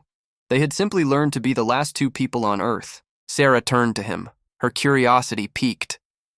"Roger, why is the bunkers called Hope?" "Oh, that's easy," Roger replied, a soft, distant look crossing his face. "It was my mother's name." Sarah looked at him, a whole new level of respect shining in her eyes. The secret wasn't just a backup plan. It was a tribute. "You know," she said quietly, "you and my father would have gotten along perfectly." Then the floor vibrated. It wasn't the sharp, frantic alarm of a breach. It was the deep, resonant chime of the atmospheric shift warning. Roger lunged for the console. Sarah was right behind him, her guitar still strapped to her back. The digital readout wasn't just climbing, it was racing. Last week, -60 degrees. Yesterday, -52 degrees. Current reading, -35 degrees. "Roger, look at the pressure!" Sarah pointed to the barometric gauge. It was spiking into the black. "The atmosphere, it's thickening. The inversion isn't just breaking, it's collapsing." "It's a thermal snap," Roger muttered, his fingers flying across the keys to stabilize the bunker's cooling systems. The heavy CO2 layer that trapped the cold is finally being pushed out by a high-pressure cell. -35. "Sarah, that's the warmest it's been since the day the sky turned gray." He switched the external camera to the birdhouse on the old oak tree. The image was distorted by a thick, shimmering haze. Steam. The snowcats, the 6 Terra Liberators Force, TLF vehicles, were no longer frozen monuments. The ice encrusting their windshields was cracking and slumping. Rivulets of meltwater were actually trickling down their white-painted flanks. The snow. The pristine, powdery drifts were compressing, turning into a heavy gray slush. The sky. For the first time in a year, it wasn't just blue. There were clouds. Real, white, puffy cumulus clouds drifting across the Clearwater Mountains. "Is it safe?" Sarah asked, her voice trembling with a mix of hope and terror. "Can we go out?" Roger looked at the structural sensors. "Maybe. But -35 is still lethal if you stay out too long. And look at the garage roof." The old garage, their first home, was groaning. The weight of the melting snow was 10 times heavier than the powder. As they watched on the monitor, a massive section of the old roof buckled and slid, crashing down onto the Terra Liberators Force, TLF snowcats, with a sound like a distant landslide. He turned to Sarah. They were safe in the Hope 2. It was deeper, better sealed, and built under a higher elevation, but the world they knew was literally melting away. "We have a choice," Roger said, his eyes bright with a spark he hadn't felt in years. "We stay down here and wait for the mud to settle, or we take one of those snowcats before they're buried in the slush. At -35, the engines might actually turn over if we use the block heaters." Sarah looked at the monitor, at the pale sun and the dripping ice. She reached back and unslung her guitar, leaning it against the wall. "I'm tired of being a ghost, Roger," she said firmly. "Let's go see if the world is still there." The sudden silence in the second bunker was heavier than any atmospheric pressure drop. Roger stood frozen, his hand still resting on the monitor that tracked the melting world outside. The words hung in the air, warmer and more real than the -35 readout on the screen. "Roger, can we talk just for a sec?" "Roger, I'm pregnant, Roger." For a heartbeat, the technician died. The man who could calculate fuel ratios and oxygen scrubbers in his sleep was replaced by a 27-year-old whose heart was suddenly trying to hammer its way out of his chest. "A dad," he whispered, the word sounding foreign and massive. Oh my God, I'm going to be a dad." He spun around, his eyes darting across the pristine, high-tech shelves of the Bunker Hope 2. His mind, usually a neat filing cabinet of logistics, suddenly exploded into 1,000 missing alerts. The inventory. 12 years of freeze-dried beef. Can a baby eat freeze-dried beef? No. The medical, trauma kits, quick clot, morphine. Where are the vitamins? Where is the ultrasound? The gear. "I have tactical vests and gas masks, Sarah. I don't have a crib. I don't even have a book on this. I prepped for a nuclear winter, not a nursery." He started pacing, his breathing getting shallow. He reached for a tablet, his fingers shaking as he tried to pull up the medical database. "The Field Guide to Wilderness Medicine. Let me see. It has a section on emergency field delivery, but that's for soldiers. It's not." Sarah stepped into his path, her hands moving with a calm, steady grace. She reached up and placed both palms against his stubbled cheeks, forcing him to look directly into her eyes. The panic in his gaze met the absolute stillness in hers. "Roger, look at me," she said, her voice a low, grounding hum. "Stop calculating. Just breathe." "But Sarah, the nutrition, It's going to be okay," she interrupted, a soft, knowing smile playing on her lips. "Think about where we are. We are 40 feet underground in the safest place left on the planet.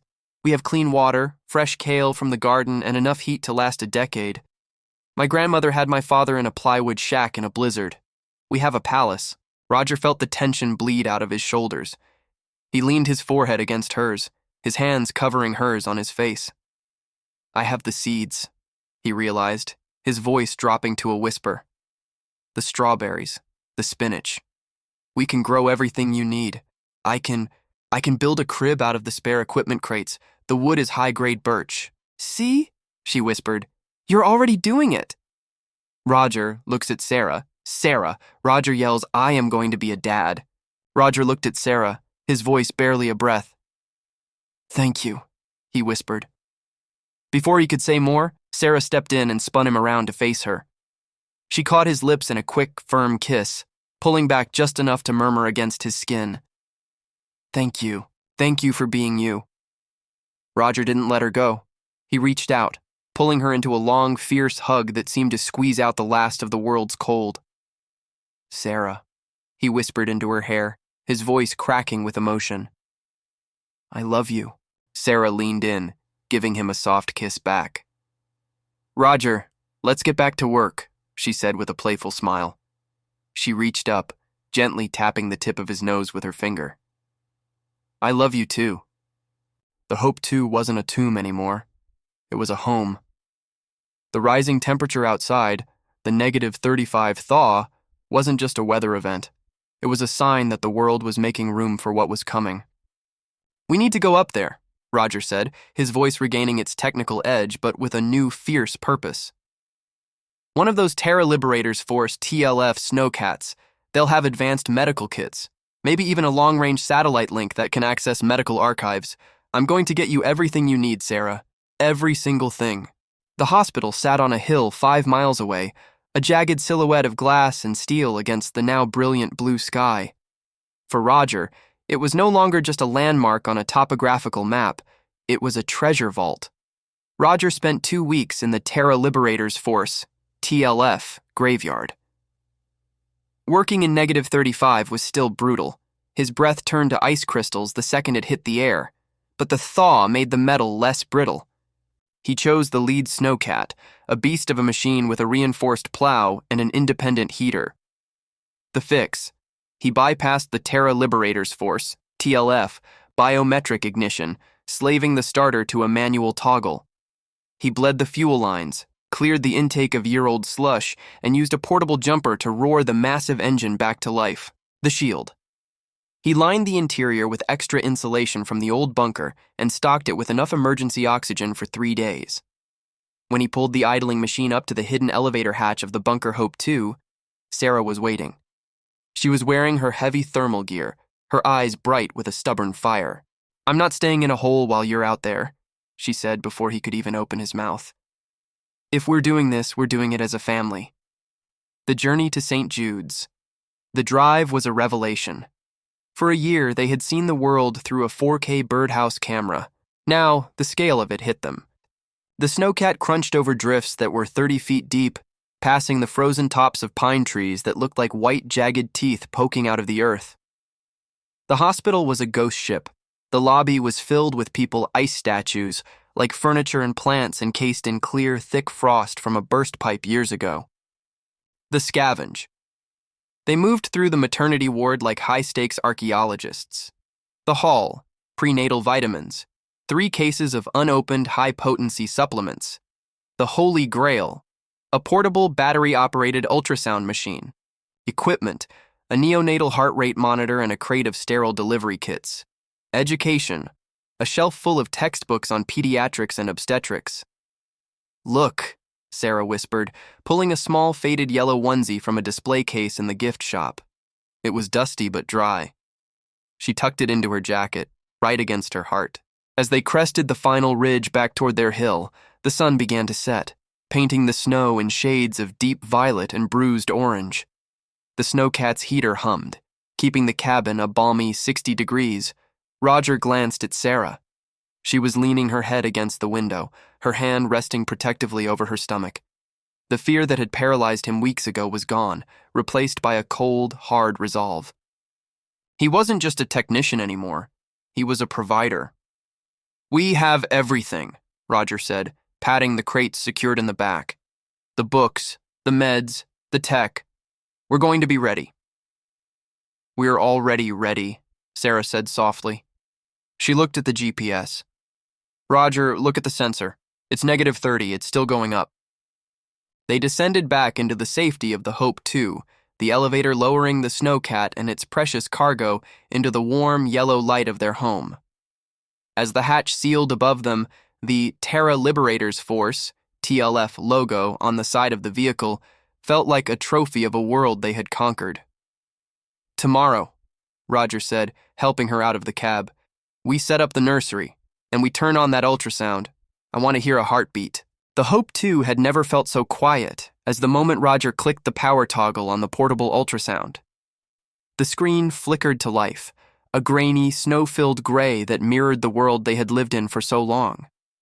Roger held the medical textbook open with his elbow, his brow furrowed in intense concentration. He applied the cold blue gel to Sarah's stomach with a hand that shook, a hand that could rebuild a turbine but trembled at the thought of a 3-inch life. "It says, 'Move in small circular motions,'" Roger whispered, his eyes darting between the diagram and the screen. At first, there was only the shush-shush of Sarah's own blood flow. Then, Roger tilted the transducer just a fraction to the left. The sound. A rapid, rhythmic thump-thump-thump-thump. It sounded like a tiny, galloping horse. The visual. A small, flickering pulse in the center of a dark void. Sarah's breath hitched. She reached up and gripped Roger's wrist, her eyes brimming with tears. "That's it," she choked out. "Roger, that's our baby." Roger didn't say a word. He just stared at the screen, the weight of his insurance policy finally making sense. This wasn't a survival statistic. This was the reason he had spent 5 years digging in the dirt.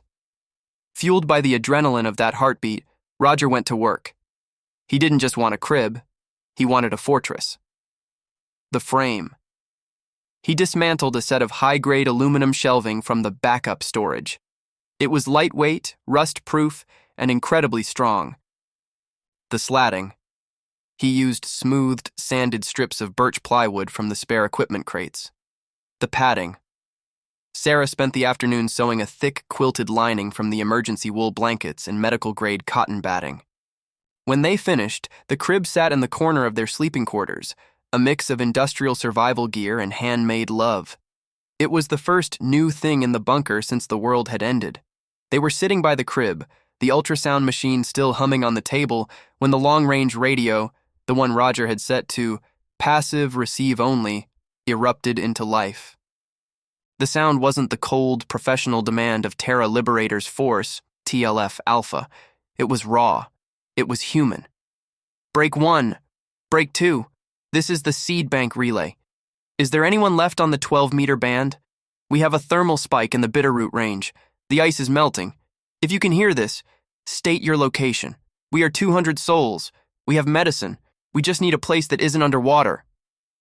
The voice was shaky, a woman's voice, punctuated by the sound of real wind, not the screaming gale of a storm, but a soft, whistling breeze.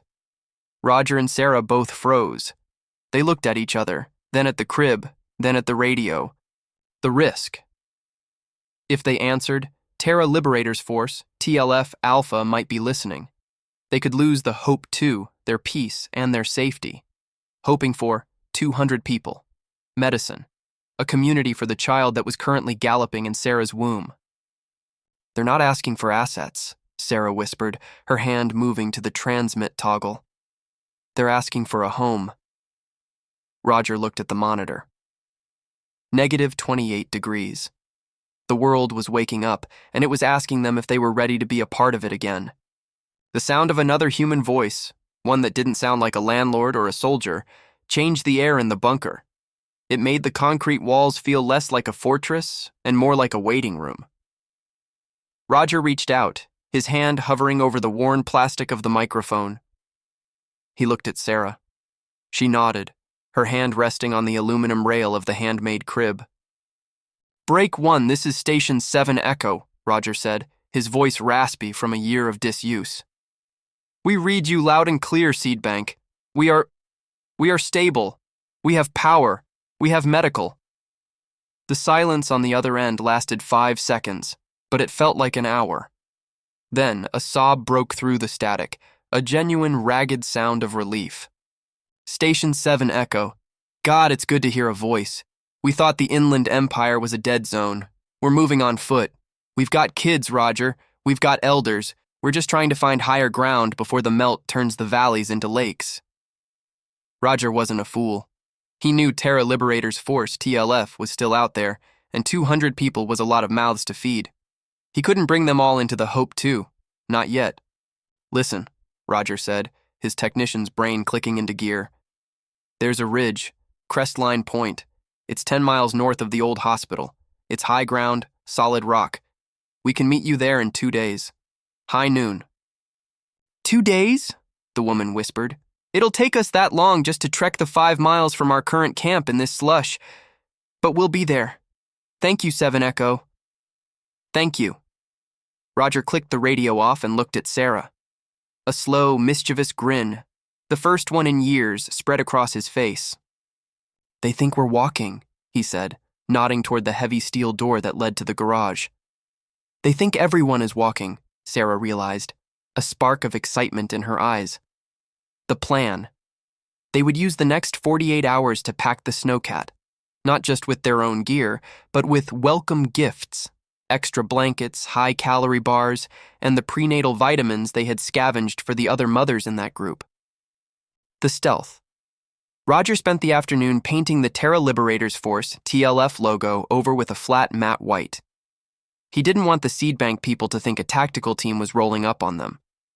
2 days later, the elevator hummed as it rose to the surface. The world was a blinding, dripping landscape of blue and white. Temperature, -25 degrees. Conditions. The thaw was accelerating. The air felt heavy, almost sweet, like the smell of a freezer being defrosted. The snowcat roared to life, its wide tracks churning through the heavy, wet slush that used to be powder. Inside the cabin, the heater was blasting. Sarah sat in the passenger seat, the ultrasound printout tucked into her sun visor like a lucky charm. They didn't just drive, they glided over the terrain that would have taken a walking group days of agonizing, frostbitten labor to cross. As they pulled up to Crestline Point, Roger saw them. A thin, dark line of people stretched out against the white horizon. They looked exhausted, huddled together against the wind, their breath forming a collective cloud above them. Roger killed the engine 50 yards away. The silence of the mountain returned, punctuated only by the tink-tink-tink of the cooling manifold. He hopped out of the cab, his heavy boots sinking into the slush. Sarah stepped out beside him, the wind catching her hair. The woman leading the group, thin, weathered, but standing tall, stopped in her tracks. She looked at the massive, humming machine, then at the 2 healthy-looking people standing in front of it. She didn't look for a weapon. She looked at Sarah's hand resting on her stomach. "You have a cat," the woman whispered, her voice cracking, "and you have a future." "We have a lot more than that," Roger said, gesturing back toward the hidden valley where the Hope 2 lay waiting. "We have a place to stay." The wind whistled over the ridge, a sharp reminder that despite the -25 thaw, the world was still a lethal place. Roger stepped toward a group of men who had moved to the front, hard-faced, weary, and draped in mismatched furs and old tactical gear. He didn't sugarcoat it. He spoke to them as one survivor to another. "The hard truth. Listen close," Roger said, his voice carrying over the idle hum of the snowcat. "I have a facility. It's warm, it's powered, and it's hidden. But it's not a hotel. It's a tomb right now." He pulled out a ruggedized tablet, showing them the basic schematics of the primary bunker Hope, the one Terra Liberators Force, TLF, had breached. The site. My first level was overrun. There are Terra Liberators Force, TLF, soldiers inside, frozen solid in the transition tunnel and the workshop, probably a dozen of them. The task. I can't bring your families into a place filled with the men who tried to kill us. If you want the heat and the air, we have to clear them out. We move them to the surface, or we haul them to the hospital morgue 5 miles back. The men looked at each other. One of them, a tall man with a frostbitten scar across his cheek, stepped forward. You're saying if we do the heavy lifting, our kids sleep in the warm tonight? That's exactly what I'm saying, Roger replied. Roger mapped out the logistics. He couldn't risk the Hope 2, the second bunker, being exposed, so he kept the conversation focused on the primary bunker Hope and the hospital. Primary bunker Hope can hold up to 30 people high security. Needs body removal and air scrubbing. St. Jude's Hospital 150 plus, people spacious. Needs power restored and frozen debris cleared. I have the Snowcat, Roger continued, gesturing to the idling machine. I can haul the water bladders and the heavy heaters. We can get the hospital's emergency wing habitable in 48 hours. But I need hands. I need a crew that isn't afraid of seeing what the cold does to a man. While Roger talked shop with the men, Sarah was already at the back of the Snowcat. She had pulled out the crates of high-protein bars and the medical kits. Vitamins for the pregnant women first, she told the group's leader. Then the children. We have enough to get your metabolisms back up so you can help with the move. The sight of the welcome gifts broke the tension. The suspicion in the survivor's eyes softened into a desperate, weary gratitude. The tall man with the scar reached out and shook Roger's hand. His grip was like iron. I'm Miller. Lead the way, 7 Echo. We'll clear your tunnels. We'll clear the whole damn mountain if it means a roof over our heads. Roger nodded, his eyes meeting Sarah's over the crowd. The silent watch was officially over. They weren't just protecting a bunker anymore. They were building a colony. Load the strongest 20 into the back of the cat, Roger commanded. We're going to the hospital first to drop the supplies. Then we hit the bunker. We've got a lot of ice to break. The mountain was no longer a silent tomb. It was a hive of desperate, calculated activity. Roger split the men into 2 teams, assigning Miller to lead the heavy lift crew at the primary bunker Hope, while he took the technical crew and the Snowcat to the hospital. The grim work, the primary bunker Hope. At the old garage, the air was still as a graveyard. Miller and his 10 men stood at the threshold of the breach, looking at the twisted metal Roger had described. The extraction, it was brutal. The Terra Liberators Force, TLF soldiers were frozen in mid-motion, statues of tactical gear and ice. The men worked in silence, using pry bars and heaters to loosen the remains from the concrete floors and the narrow umbilical tunnel. The transport. They used heavy sleds to drag the bodies out to a designated mourning ridge a mile away, marking the site for a future burial when the ground finally thawed enough to dig. The cleansing. Once the physical remains were gone, they began the deep scrub. They bleached the walls and ran the industrial fans at max power, purging the smell of ozone and old fear. The restoration, St. Jude's Hospital. 5 miles away, the Snowcat roared in the hospital's ambulance bay. Roger was waist-deep in the belly of the basement generator room, his hands covered in ancient grease. "Give me the 5/8 wrench," he shouted. A hand reached out, handing him the tool with surgical precision. Roger looked up into the eyes of a woman in her late 40s, wearing a worn but clean white lab coat under her parka. The specialist. Her name was Dr. Eris Thorne. She wasn't just a GP, she was a trauma surgeon who had spent the last 3 years keeping the seed bank group alive with little more than willow bark and scavenged aspirin. The tech. If you can get the backup grid to hold 40% load, Eris said, her voice calm and authoritative, I can stabilize the HVAC in the maternity and surgical wings. We can move the elders in by nightfall. Roger grunted, torquing a bolt. The fuel is the issue. I've got enough for a month of heat, but we'll need to scavenge the Terra Liberators Force, TLF cats, for more. Get me the lights, Roger, she replied, a small, tired smile on her face. I'll handle the patients. The first night, a divided victory. By the time the sun dipped below the jagged peaks, the world had fundamentally shifted. Primary bunker Hope, cleared and scrubbed. Air is fresh. 30 people, families and children. St. Jude's Hospital partial power. Heat at 55 degrees. 155 people, elders and sick. The Hope. 2 secure, hidden. Roger and Sarah, command and control. Sarah sat with Dr. Thorne in the newly warmed hospital lobby, sipping a cup of rehydrated tea. They had the portable ultrasound machine on the table between them.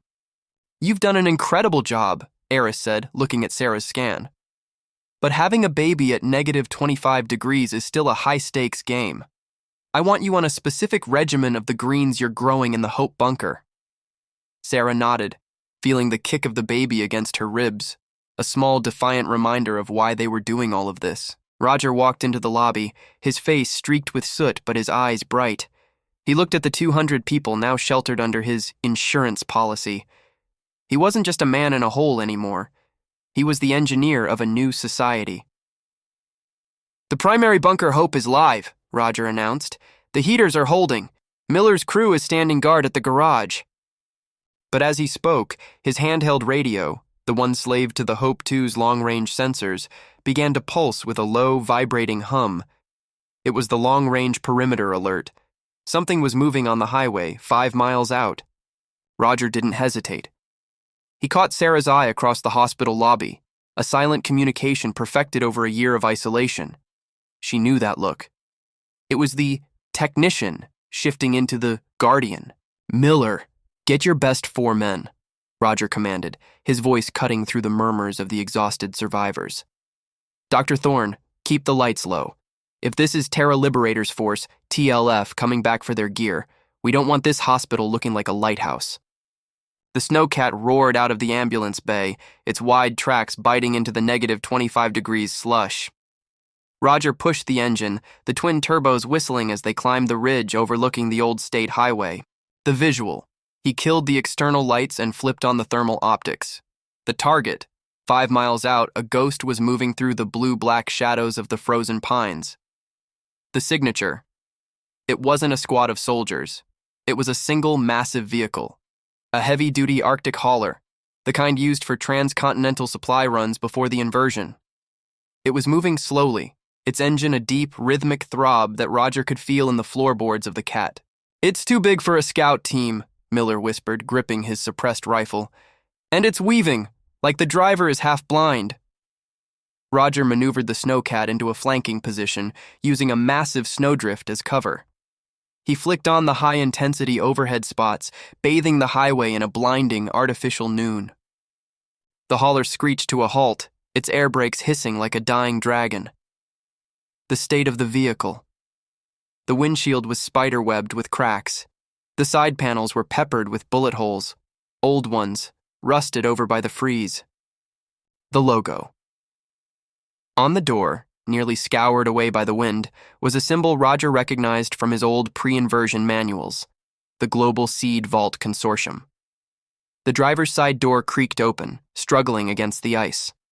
A figure tumbled out, falling face first into the waist-deep slush. Roger and Miller jumped out, their boots crunching on the crust. They reached the figure, a man, impossibly thin, his thermal suit held together by silver duct tape. He wasn't reaching for a gun. He was reaching for a laminated map.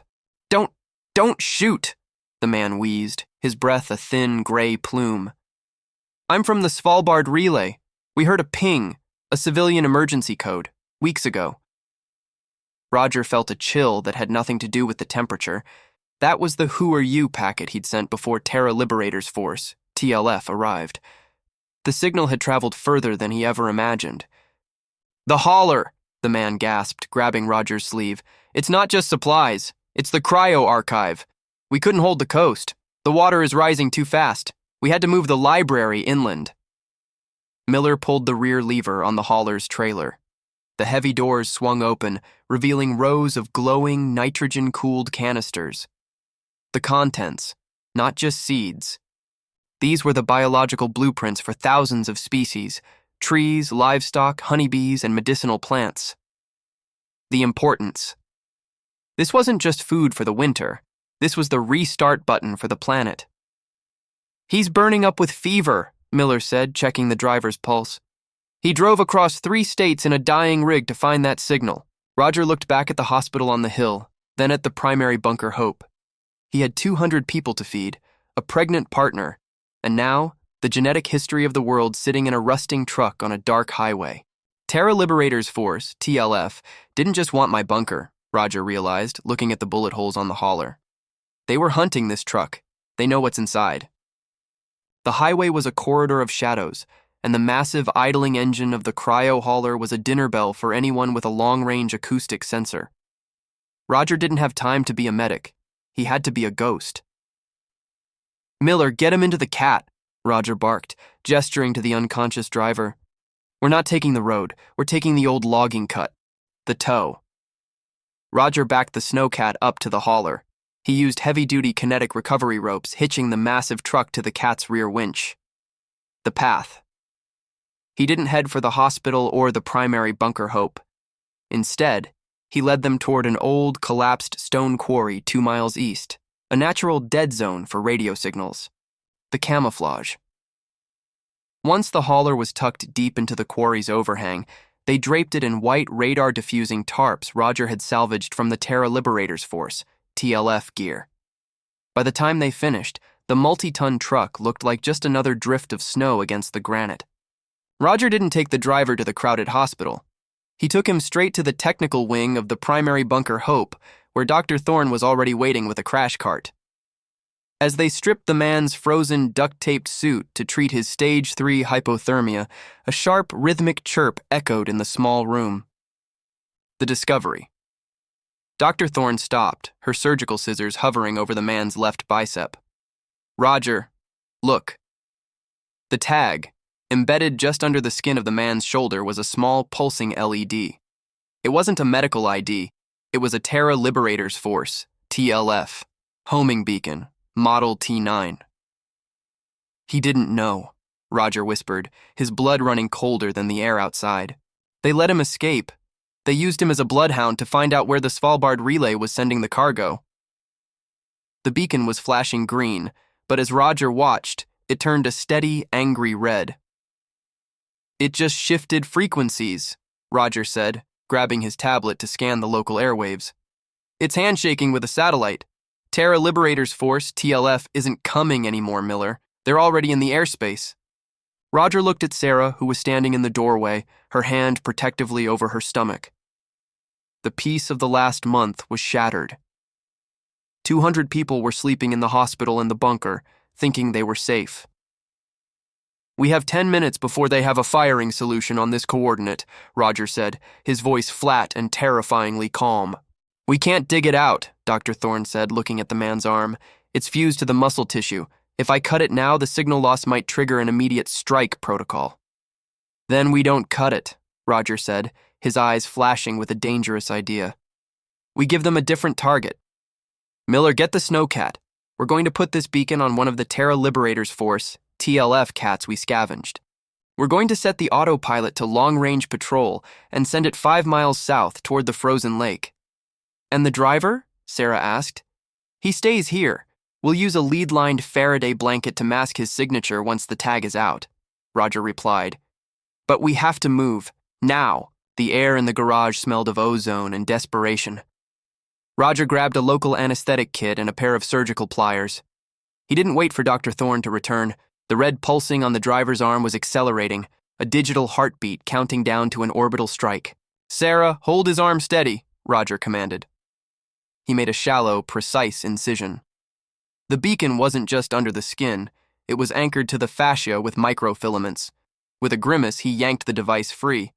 It shrieked, a high-pitched electronic protest, as it lost the warmth of the host's body. Miller already had the engine of the scavenged Terra Liberators Force, TLF, snowcat screaming. They didn't have time for a stealthy crawl. The rig, Roger duct-taped the bleeding, red-pulsing beacon to the interior dashboard of the empty Terra Liberators Force, TLF, cat. The autopilot, He slaved the steering rack to a simple dead reckoning program. Destination: Frozen Lake Pen d'Oreille, 5 miles south. The ghost drive. He jammed a lead pipe against the accelerator. Go! Roger yelled, slapping the side of the machine. The snowcat roared out of the garage, its tracks throwing up plumes of gray slush as it tore down the mountainside, a lone, glowing target on Terra Liberator's Force, TLF's thermal sensors. 5 minutes later, the sound hit them. Not the wind, but the rhythmic, heavy thump-thump-thump of twin-rotor gunships. Roger and Sarah watched from the birdhouse camera in the Hope 2 as two black shapes crested the ridge, their searchlights cutting through the negative 25 degrees haze like twin swords. "They're taking the bait," Sarah whispered, her knuckles white as she gripped the console. On the thermal monitor, the gunships didn't even pause at the hospital or the primary bunker Hope. They locked onto the heat signature of the decoy snowcat, which was now a small, lonely dot racing across the center of the frozen lake. The sky over the lake turned white. A kinetic rod, a non-explosive tungsten projectile dropped from a satellite, slammed into the lake's surface at Mach 10. The impact. The ice, 3 feet thick and brittle from the cold, didn't just crack. It shattered into a million diamond shards. The result. The decoy snowcat vanished instantly into a boiling geyser of black water and steam. The cleanup. The gunships hovered over the hole for 60 seconds, their thermal scanners confirming target neutralized. They didn't see the 200 people breathing quietly in the bunkers 5 miles behind them. They only saw a dead signal at the bottom of a frozen lake. Inside the primary bunker Hope, Roger threw a heavy lead-lined Faraday mesh over the unconscious driver. The room went black to any remaining sensors. "They think the library is at the bottom of the lake," Roger said, his voice trembling with the release of adrenaline. He turned to the men.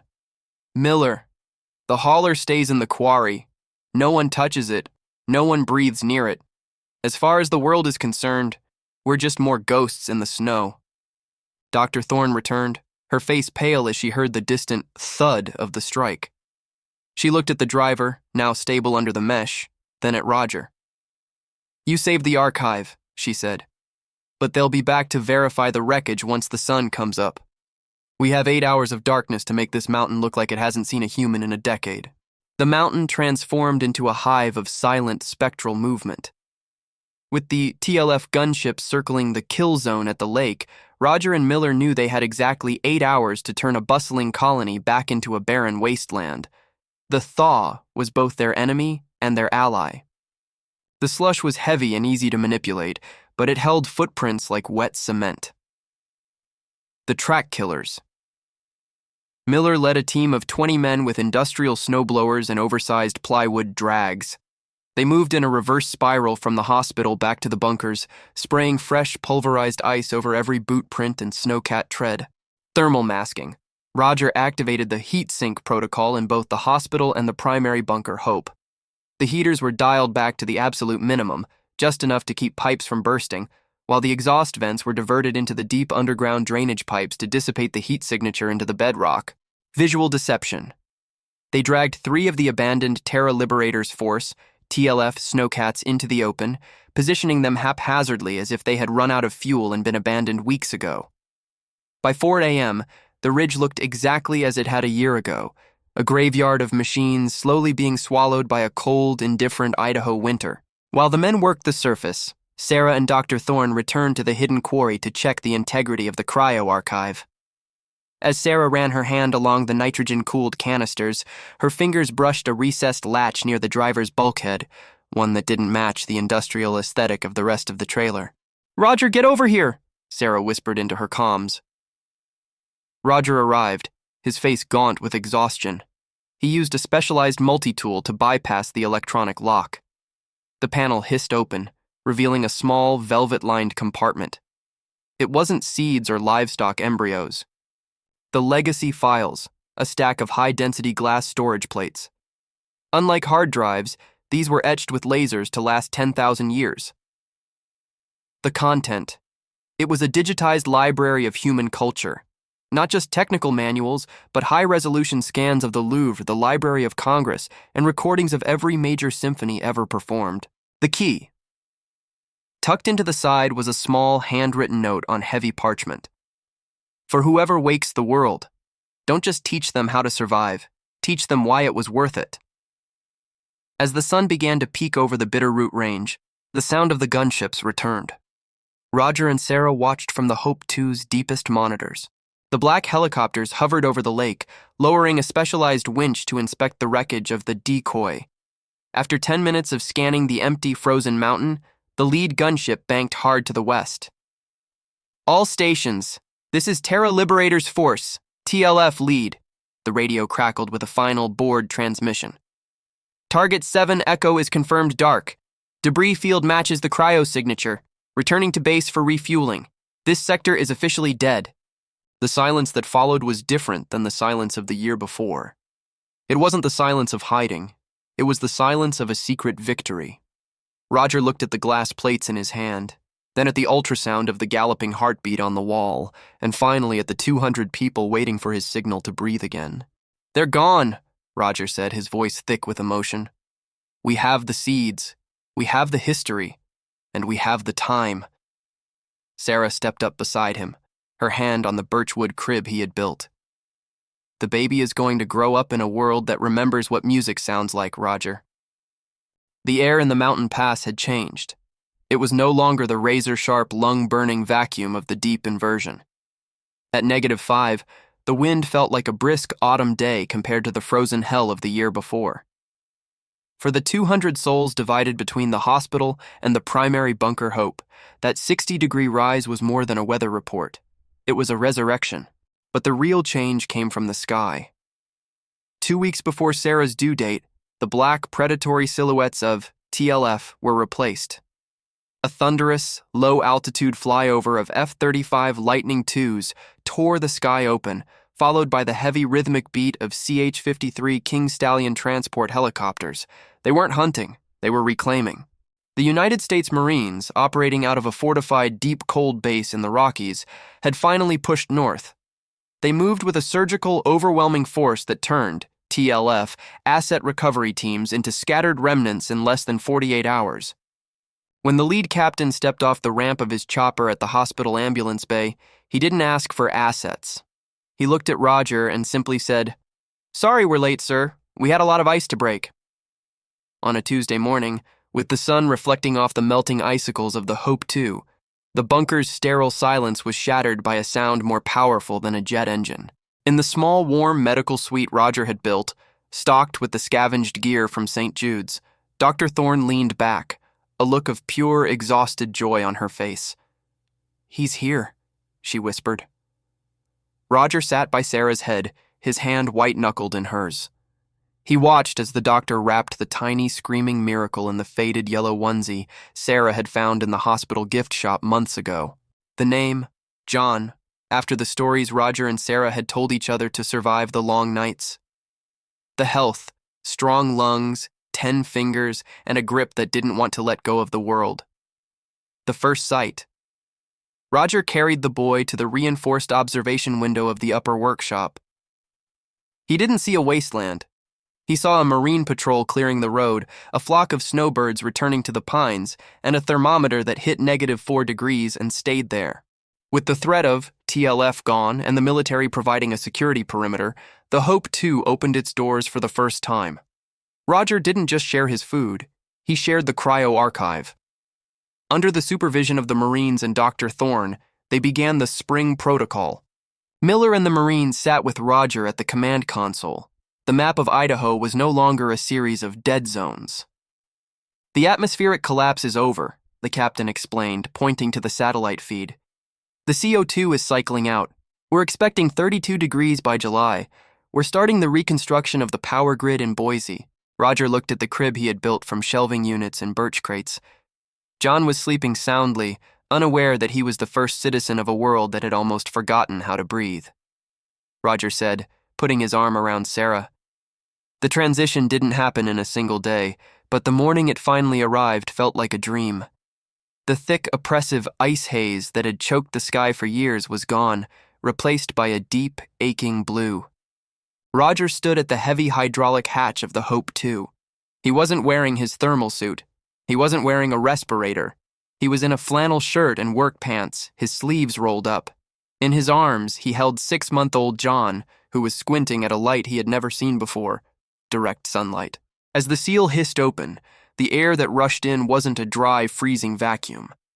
It was heavy, sweet, and smelled of damp earth and pine resin. The temperature, a steady, unbelievable 30 degrees. The sound. The roar of the wind had been replaced by the sound of billions of gallons of meltwater rushing down the mountainsides into the valley below. Sarah stepped out beside him, shielding her eyes. She gasped, her hand flying to her mouth. There, clinging to the sheltered side of a granite outcrop, was a cluster of evergreens. They weren't the sickly gray-green of the inversion. The rising temperatures and the thinning CO2 had triggered a massive metabolic spike. They were a vibrant neon emerald. They weren't alone. From the primary bunker Hope and the hospital, the 200 survivors were emerging like ghosts, stepping into the light. The Marines. They had traded their white camo for olive drab, helping the elders down the stairs. The children. They were doing something many of them had never done. They were playing in the mud, throwing handfuls of slush that was no longer a death sentence. Roger looked down at his son. The boy's tiny hand reached out, grabbing a handful of Roger's shirt, his wide eyes fixed on a bird, a real, living hawk, circling in the thermals above. "That's a tree, John," Roger whispered, his voice thick with a year's worth of unshed tears. "And that's the sun, and that's home." The Marines had set up a satellite uplink in the center of the camp.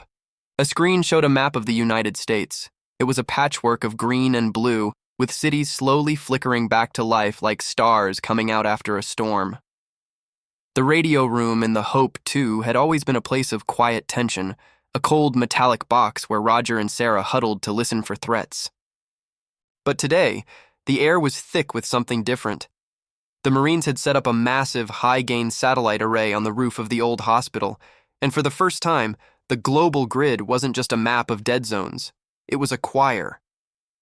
With the temperature holding at 30 degrees, the community of Hope officially stopped being a secret.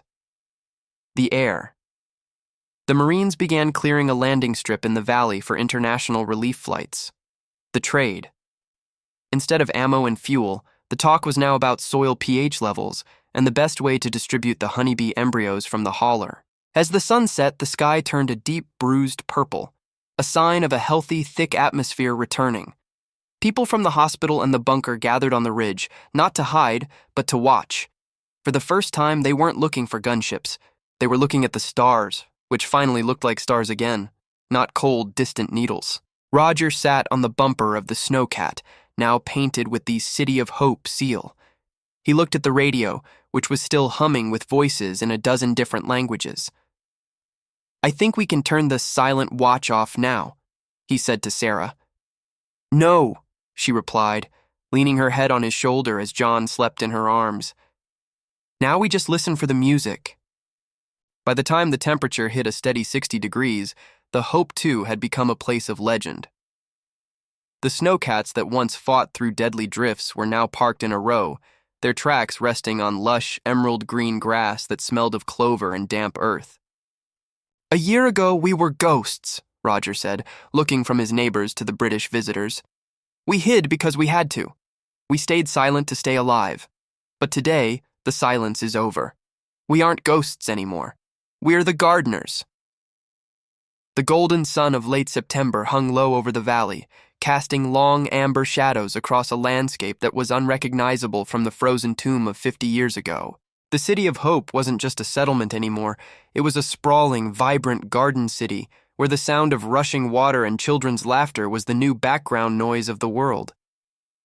On the wide wooden porch of the house built directly over the entrance to the old Hope 2, the family had gathered. There were dozens of them, the children and grandchildren of the original 200 survivors, along with students and travelers from London, Moscow, and Beijing who had come to hear the Founders Lecture. Miller, now white-haired but still standing tall, sat in the front row. Roger sat in a large hand-carved rocking chair made from the very same birchwood he'd once used to build a crib in the dark.